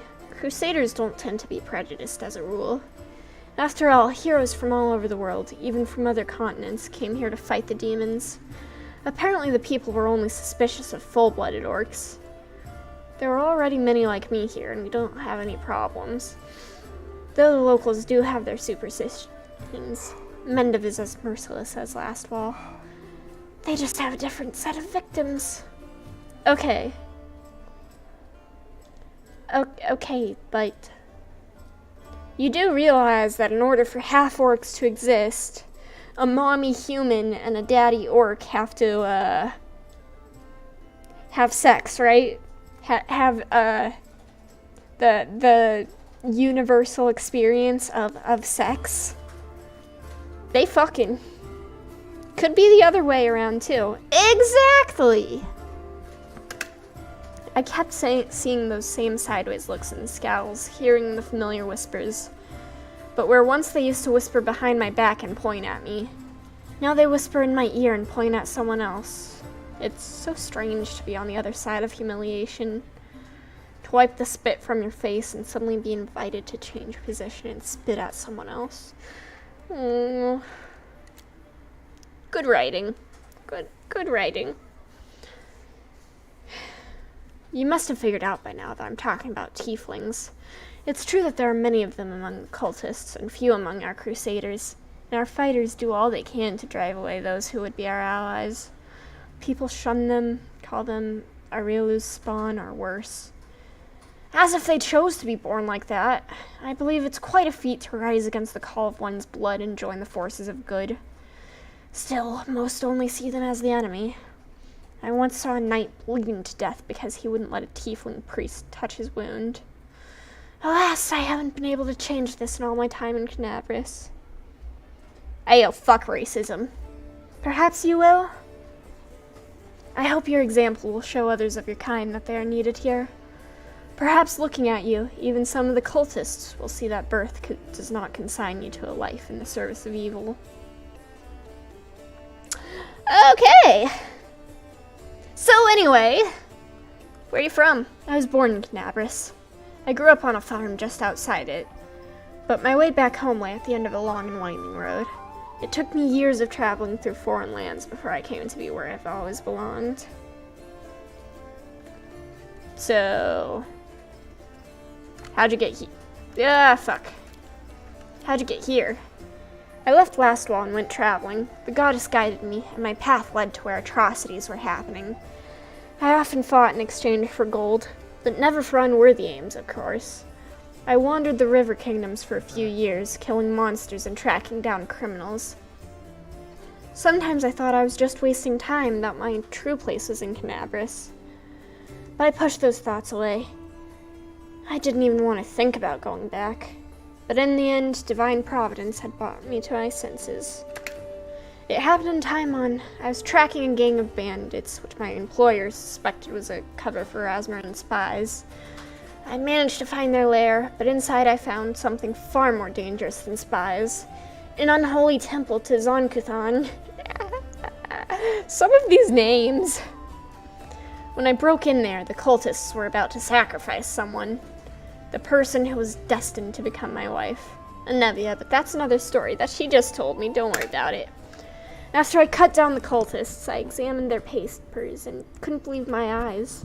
A network of evil cults had spread through all of Avestan, including Mendev. Worse, the documents clearly showed that their allies, the Templars of the Ivory Labyrinth, had infested my native Canabris and were even among the ranks of the Paladins. After that, delaying my homecoming would be tantamount to desertion. Luckily, I was no longer alone. Anevia was as eager to destroy the cultists as I was. Anevia and I hurried to Canabris. We couldn't trust anyone. The papers indicated that the cultists had infiltrated everything. Luckily, I had some experience in investigation, and my beloved. The half-orc smiles warmly. She knew her way around, working locks, tailing people, and trading information with the city's bottom feeders. Soon we defeated, not the whole Hydra, but a few of its heads. Do you know who turned out to be the leader of the cultists? The commander of the Eagle Watch. Rip. Can you imagine? While Prelate Hilrun was chasing witches through the city, the enemy had infiltrated the very order responsible for internal security. The scandal reached the ears of the Queen. At first, she planned to disband the order in disgrace, but then she offered its command to me and put its salvation in my hands. Of course, there was one small catch. I wasn't a knight. But I was made commander just the same, skipping the usual progression through the ranks. So Zonkuthan's like a god, and demons are like demons. What's up there? They should be, but Baphomet's minions are masters of deception. They manipulate Zonkuthan's butchers as easily as Iomede's knights. The cultists from that unholy temple didn't know the true face of their associates in Canabris. We ourselves learned the truth much later, after getting to the bottom of their nest. Alright, good talk. So, what are we doing here? Oh yeah. You heard what that demon said. They're going to desecrate the Wardstone and blow up the whole barrier around the Worldwound. That would be an even worse disaster than the Worldwound's expansion before the Second Crusade. Not only Canabris, but every city with a Wardstone will be destroyed, including the capital. We can't allow that no matter what. We will retake it, even destroy it if we must. Iomede's gift must not become a weapon of the Abyss. Okay. That works. Okay, bye. What's up, NPC? This all really helps set the scene for the dangers and tactics in the War of the Demons. Yeah, I do like it. Seela smiles at you warmly. Hey there. During that march through the dungeon, we never got the chance to exchange a proper greeting. Alright, time for Nebu to hydrate. It's high time I shake your hand.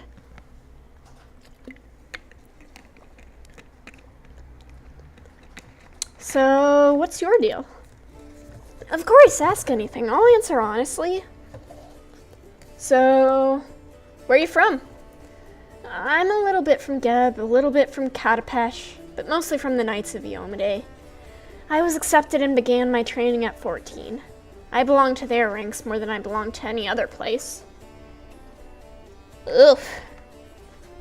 Shouldn't you be doing 14-year-old things like, Shit, what do 14-year-old humans do? Whatever. Child soldiers are fine. Wait, no, but how'd you end up here? A very long one. Sela looks at you cheerfully. A traveler is expected to have amusing stories. Unfortunately, I only have 3 tales of any interest. And I'd like to save them for our next feast. Otherwise, I won't have anything to show for myself when it's time to start bragging, and that just won't do. Especially since I'll win the night with my cautionary tale of a battle with chupacabras. Tell me. Incredibly repulsive magical beasts, fast and dangerous. They can... Well, it looks like someone's fooled me into starting the tale. I guess now I'll have to tell the whole story. Picture a small town in Quadaira, and down the dungeon there's 2 murderers waiting to be executed. The gallows are already built for them, the rope's been bought. Sometimes life takes a surprising turn. Suddenly, a paladin of Yomade appears in the doorway and offers the murderers a deal. If they go with her to fight some monsters, they'll live. If they survive, that is.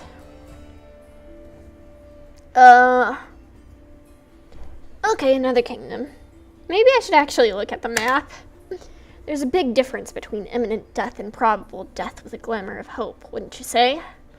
So here we are, traveling through the desert, me and my friend, a priestess of Serenray, along with the little ratfolk fellow who'd asked for our help, and 2 cutthroats. We got to the ratfolk village and see their bodies lying around, all drained dry. We figured we'd have to fight vampires. That's how the little ratfolk described the monsters who had attacked their village. That's why we went in all brazen-like. The sun was high, and the vampires couldn't attack till dusk. But we never got a chance to look around. Black shadows, quick as the wind, attacked us from all sides. Not vampires, but chupacabras. One of the lads we pulled from the gallows got killed right away. The second one ran for his life. That left me, the ratfolk, and Kira. That was the name of the priestess. And we all steeled ourselves for the fight of our lives. Well, I gotta respect anyone who simps for Serenray. Just when we thought the end had come, with the chupacabras surrounding me like a pack of dogs around a bear, our ratfolk friend wounded and down, and the teeth of the quickest of those blasted monsters clenched on Kira's shoulder. Right then, when all hope was lost, the other lad from the gallows suddenly comes running back. He kills the beast attacking Kira. I'm sure you know what a turning point in our fight looks like. Well, this was it. A moment before we were lost, and a moment later we had it back under control. The chupacabras dropped dead one by one. The little ratfolk is reunited with his family who are hiding in the basement. The priestess and I closed the eyes of that boy from the gallows who saved us. It was a shame he didn't survive the fight. May the gods keep his soul in its journey through the afterlife. Aww. Ugh, it's bittersweet. I'm proud of him. And I'd fancy the stunt earned him some points at his final judgment. It's smart to remember our journey doesn't end in death. Gotta beware those chupacabras. Yeah, hope I encounter them and, get some goddamn revenge. Well, not those chupacabras. Oh no, I'm sounding like a racist. Had it not been for that mercy, Milos, that was his name, would be hanged from a noose, and me, Kira, and all the ratfolk would be dead in that village. Someone told me that a kind deed done by an unkind person is 100 times more precious. By the same token, an evil done by a noble soul is 100 times more horrifying. That's what I really wanted to say. The chupacabras were just a good starting point. And yes, death is not the end in this universe. Well, I know that. One recounts one story for Pharasma before the goddess sends you to the plane of existence befitting your soul. Yeah, this is fucking Pathfinder. Of course, death isn't the end. Though I must admit, I use a lot more homebrew lore. Like, I use the same pantheon in my games, but everything else I just throw together. So, what's the exact nature of the big ol' stick up your ass? Sela smiles.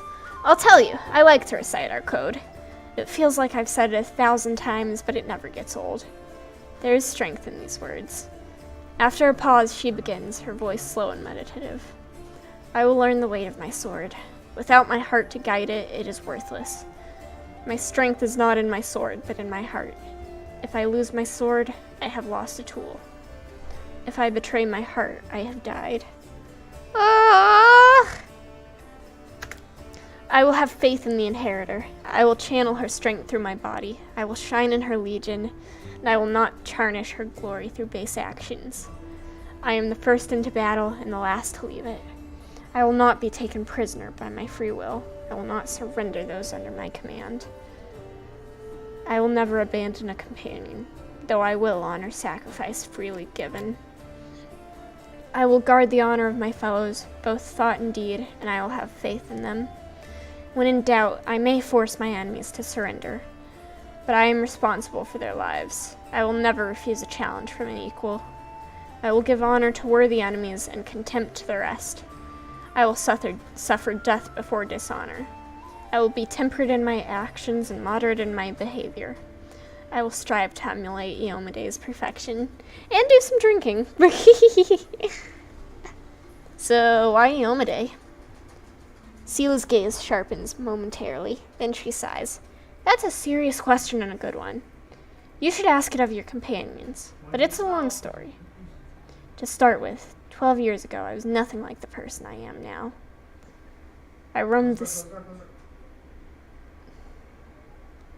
sorry. Spaced out a little.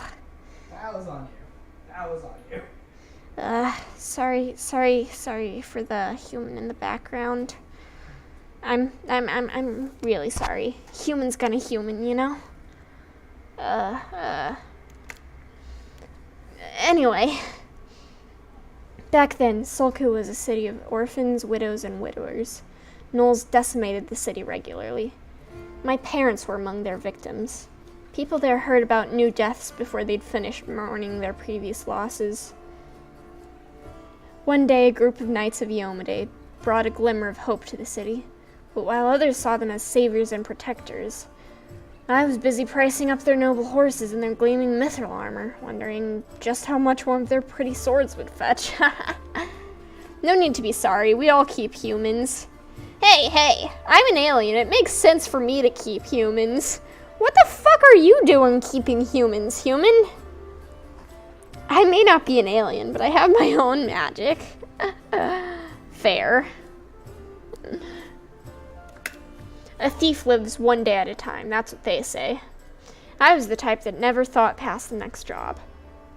Anyhow, I was able to sneak into the knight's camp and steal one of their mithril helms. Sela pauses, her voice sad and measured, and I was right there when a gnoll attacked the helm's owner. Asemi was her name, and dealt a blow to her unprotected head. A gnoll like all those others, she'd fiercely driven from the gates of Sulku. That one blow was fatal. But who was really to blame for her death? The gnoll attacker or the young thief named Sela? Aww.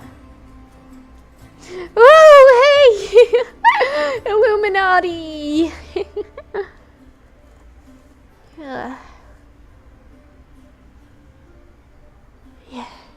Yeah, I get it. Yes, you're right 1,000 times over. I hate to say it, but I just didn't see it back then. And if I had never got that lesson, my eyes would probably never have been opened. Who knows what would have happened to me if it weren't for Asemi and her bravery, and her death? Maybe the world would know Sela as a bandit, not as a knight and protector of those in need. There's a saying I like to remember. People rarely find redemption on their own. Someone must show them the way. You've performed a lawful action. No, I'm chaotic. But you're asking what brought me into the ranks of Iomede's warriors. We all chose the paladin's path for our own reasons. Some are guided by nobility of spirit, some by a desire to fight injustice. I became who I am through penance and a debt unpaid. The day Asemi died protecting my city, I wanted to kill myself for the terrible guilt I felt. Why is everybody in this fucking game suicidal? But then I realized it wouldn't make the world any better, and I decided that instead I'd try to take her place. I'd become who she had been, and protect the innocents that would no longer be able to protect. Damn, you want a hug? I hope I didn't bore you. Ask me something else if you'd like. So you got a friend? Irabeth is worried about her fighters. I understand that. I wanted to look for Jana myself, so I didn't distract you, but since you're in this too, I could use some help. Jana and I met in Canabris a few days ago and just hit it off. We went drinking together. We went to that unforgettable celebration together too, but we got separated in the crowd.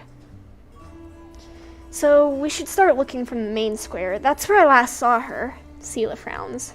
Jana's a good fighter, even if she is green. She couldn't have become an Aldori otherwise. I hope she's alright. Because hundreds of years of demon wars, brutality of humanity, existence of slavery, and racism, to name a few reasons. I mean, yeah, but humans have most of that. Oh god, humans have most of that. Anyway. Oh gosh. Anyway, let's, so, Canabris. It's complete chaos. It's lucky we're here to handle it, right? Sela smiles brightly. Then she gives you a worried look. Does the way I talk bother you? I know I can seem blasé. Many good people and our protector Turindalev died here in Canabris. A paladin of Yomade is expected to be properly respectful and solemn. But I prepare to face my troubles with a smile and a bit of common sense. Grief is a weapon they'll use against you. It can undermine a warrior's spirit. It's better we hold off on grief until we've driven the last demon and cultist from the city. Aww. She's so sweet. I like you. It's nice when you and your companion think alike. Sela smiles softly. You have performed a chaotic action. Yes! Chaos restored!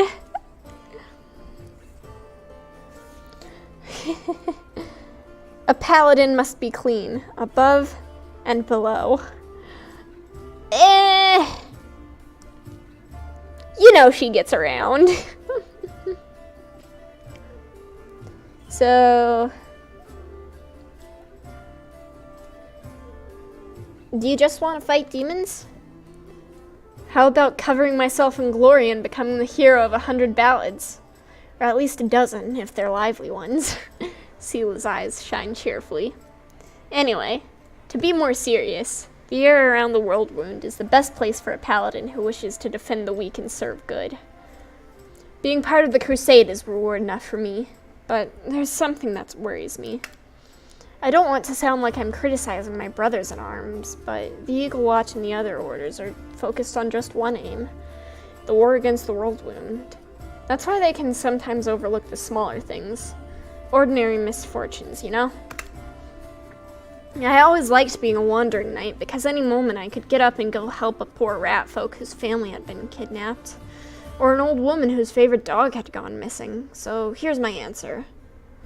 I don't have some big important goal, but I'll be happy to help those who need it, a bit here and there. Aww. Good paladin. See you.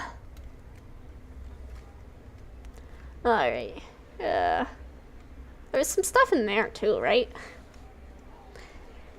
Let's go talk to them.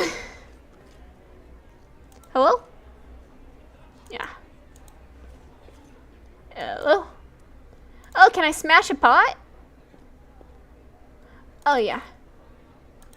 Food is good. I like food. If you think of it this way, much of the world contains neutral peoples and creatures. But demons are always evil, perfect for paladins with their anti-evil. I mean, fair, but that's no reason to be a fucking racist. I'm a tiefling, man.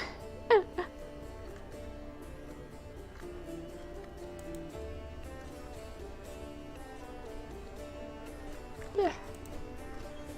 Let's see. Can I go up the stairs?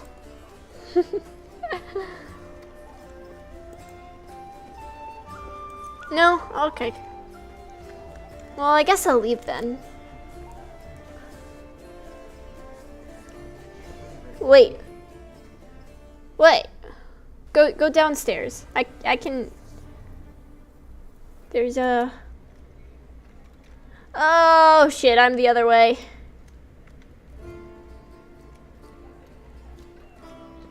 How do I...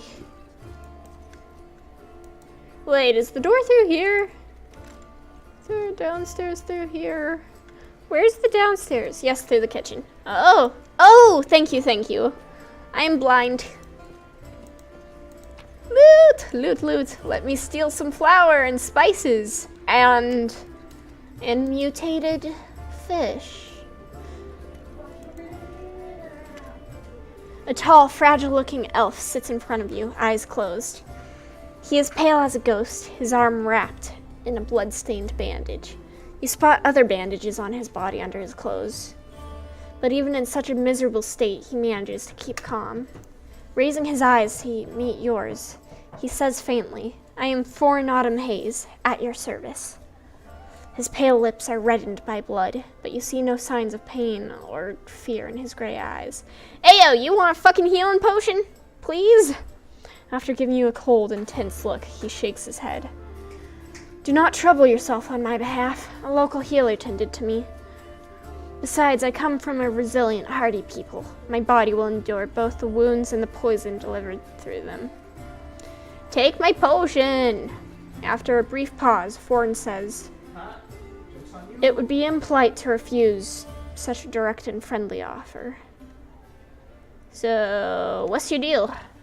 "I won't hold anything back. Not who I am, why I made my way here, or who it is that I'm pursuing." "Oh, okay."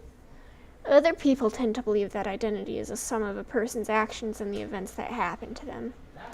For them, I am one of a long line of warriors in Keonan, who, since his youth, has dedicated himself to hunting evil and injustice.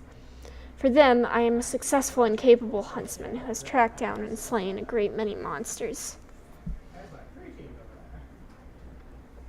Alright. Oh, Elfland. Elfland, that is non-existent now. But I am an elf, and for me, my identity has a different meaning. It is shaped by the place where I was born, and that I love so deeply. I am shaped by what I find beautiful and what makes my heart quicken. By the fears that come to me in the dead of night, by the things I find so intolerable that at the sight of them, my very core darkens and fills with poison. Thus, to tell you who I am, I would require many days and much candor. Which is more than you and I have at our disposal.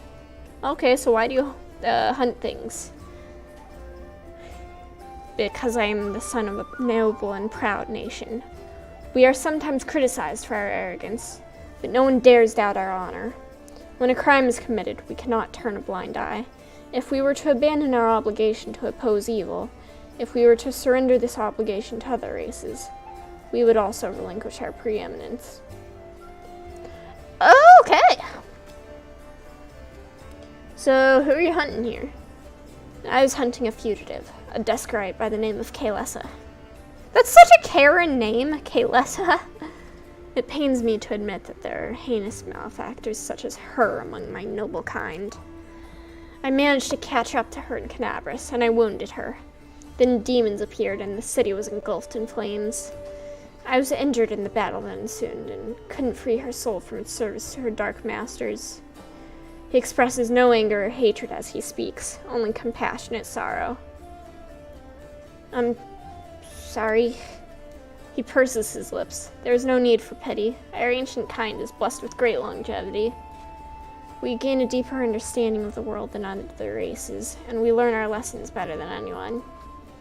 That goes for learning from our mistakes as well. I survived, which Means I will be more prepared when next we meet. I want to help him. I want to take the side quest, but like, does it all have to be finished this chapter? Yeah, fuck it. Porn covers his eyes wearily. I thank you, but this is my mission. I'm used to facing all manner of terrors on my own. I do appreciate your willingness to help. If you happen to meet Kaylessa, take caution. She has turned many innocent souls to the path of evil, and darkness has rewarded her with many gifts. Her appearance alone would tell you that. It is warped. The agate skin, the malicious stare of her blood-red eyes, the bestial teeth. She is more monster than elf at this point. Okay, what's she look like? It's in your path, but possible to overlook, so you'll see if you find her or not. Oh, okay. Her skin is dark, her hair preternaturally white. Her red eyes can see perfectly in the dark, which, to my dismay, I've come to know from experience. Bright light causes her kind pain. I used an alchemical powder that explodes in a dazzling flash, and she cried out as if I had stabbed her. It's fine, I know what a drow is. Okay, bye. I'm going downstairs. Oh, hey, Maisie. What's up? Sorry, my cat said hi. Hello? Surrender thy soul, Delvin. Yomade, protect us all. Ha ha ha, got you again. How many times is that today? Take your jokes and shove 'em, tiefling. Whoa, easy there, Chief. Don't hit me. Okay, before I intervene, I gotta do the important shit. Loot. Oof.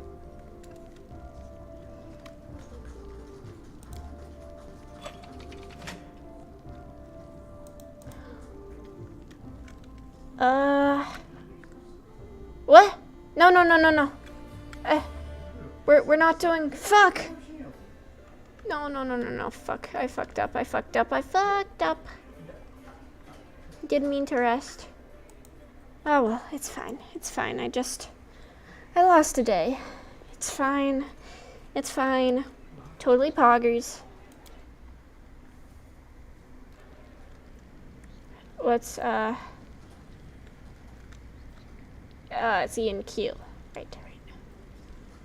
I wish it didn't automatically send me the fuck to sleep. We got animal hide, bottle of oil, silver powder, and a little bit of money. Sweet, what's that? Okay. Crooked paw, coal. Okay. Loot. Another team, great. Alright, yeah. It's probably useful for something. Ooh, what's this thing? Oh. Loot. Oh, that is the door that I opened. Nibble's door. Where's that guy? Hey, Chief! Ooh, hey, gorgeous. Come over here. I want to talk to you about something. Something really important. Oh, no. Quit bothering the decent people in here, Woljif, or I'll knock your teeth out. What's it to you, Delvin Dum-Dum? You were told to guard me, and I'm not stopping you. But no one told me I had to shut my trap. What the fuck? Lay out for you. Simple job, 30 minutes tops. We go someplace, talk to someone, and in return, whatever you want, I'll get it for you. Some extra rations? No problem. Armor, weapons, scrolls, you name it. It's as good as yours. If you need my help with something, whistle and I'll be there. I'm handy enough with knives too, and even my magic know-how isn't too shabby. Yeah, but you seem like a fuckboy, so... What a load of guff. If you were good at magic, you wouldn't be stuck in here now, would you? Don't you listen to him, Chief. He'd find fault with the Queen herself. I'll be useful to have in battle, and I'll sell whatever you want at a reasonable price. It's your lucky day. You won't meet another gem like me in Canabras. Okay, where are you Does it in? really matter? Don't get hung up on the past, Chief. Don't look to the future. Live in the here and now. He was caught thieving. I love how he gives me that stupid speech and the guard's just like, yeah, he was stealing. Oh, why am I all the way fucking over there?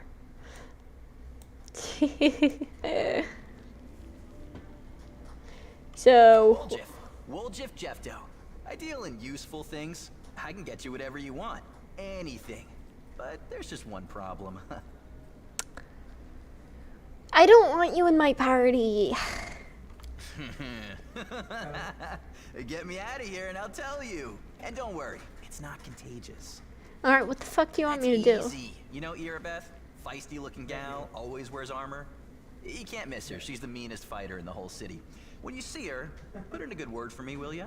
Tell her there's this guy Woljif locked up for no good reason in the Defender's Heart.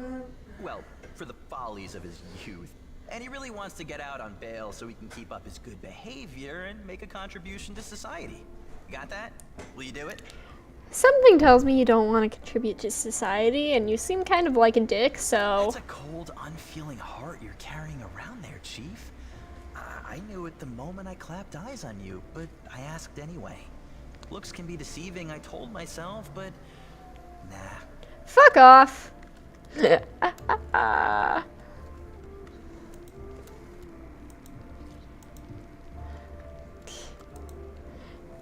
I'm out. Alrighty. I think we'll end here for tonight. Do some more exploring tomorrow, some questing. Save the game. Alright. Thank you everyone for showing up. This was a fun stream. And...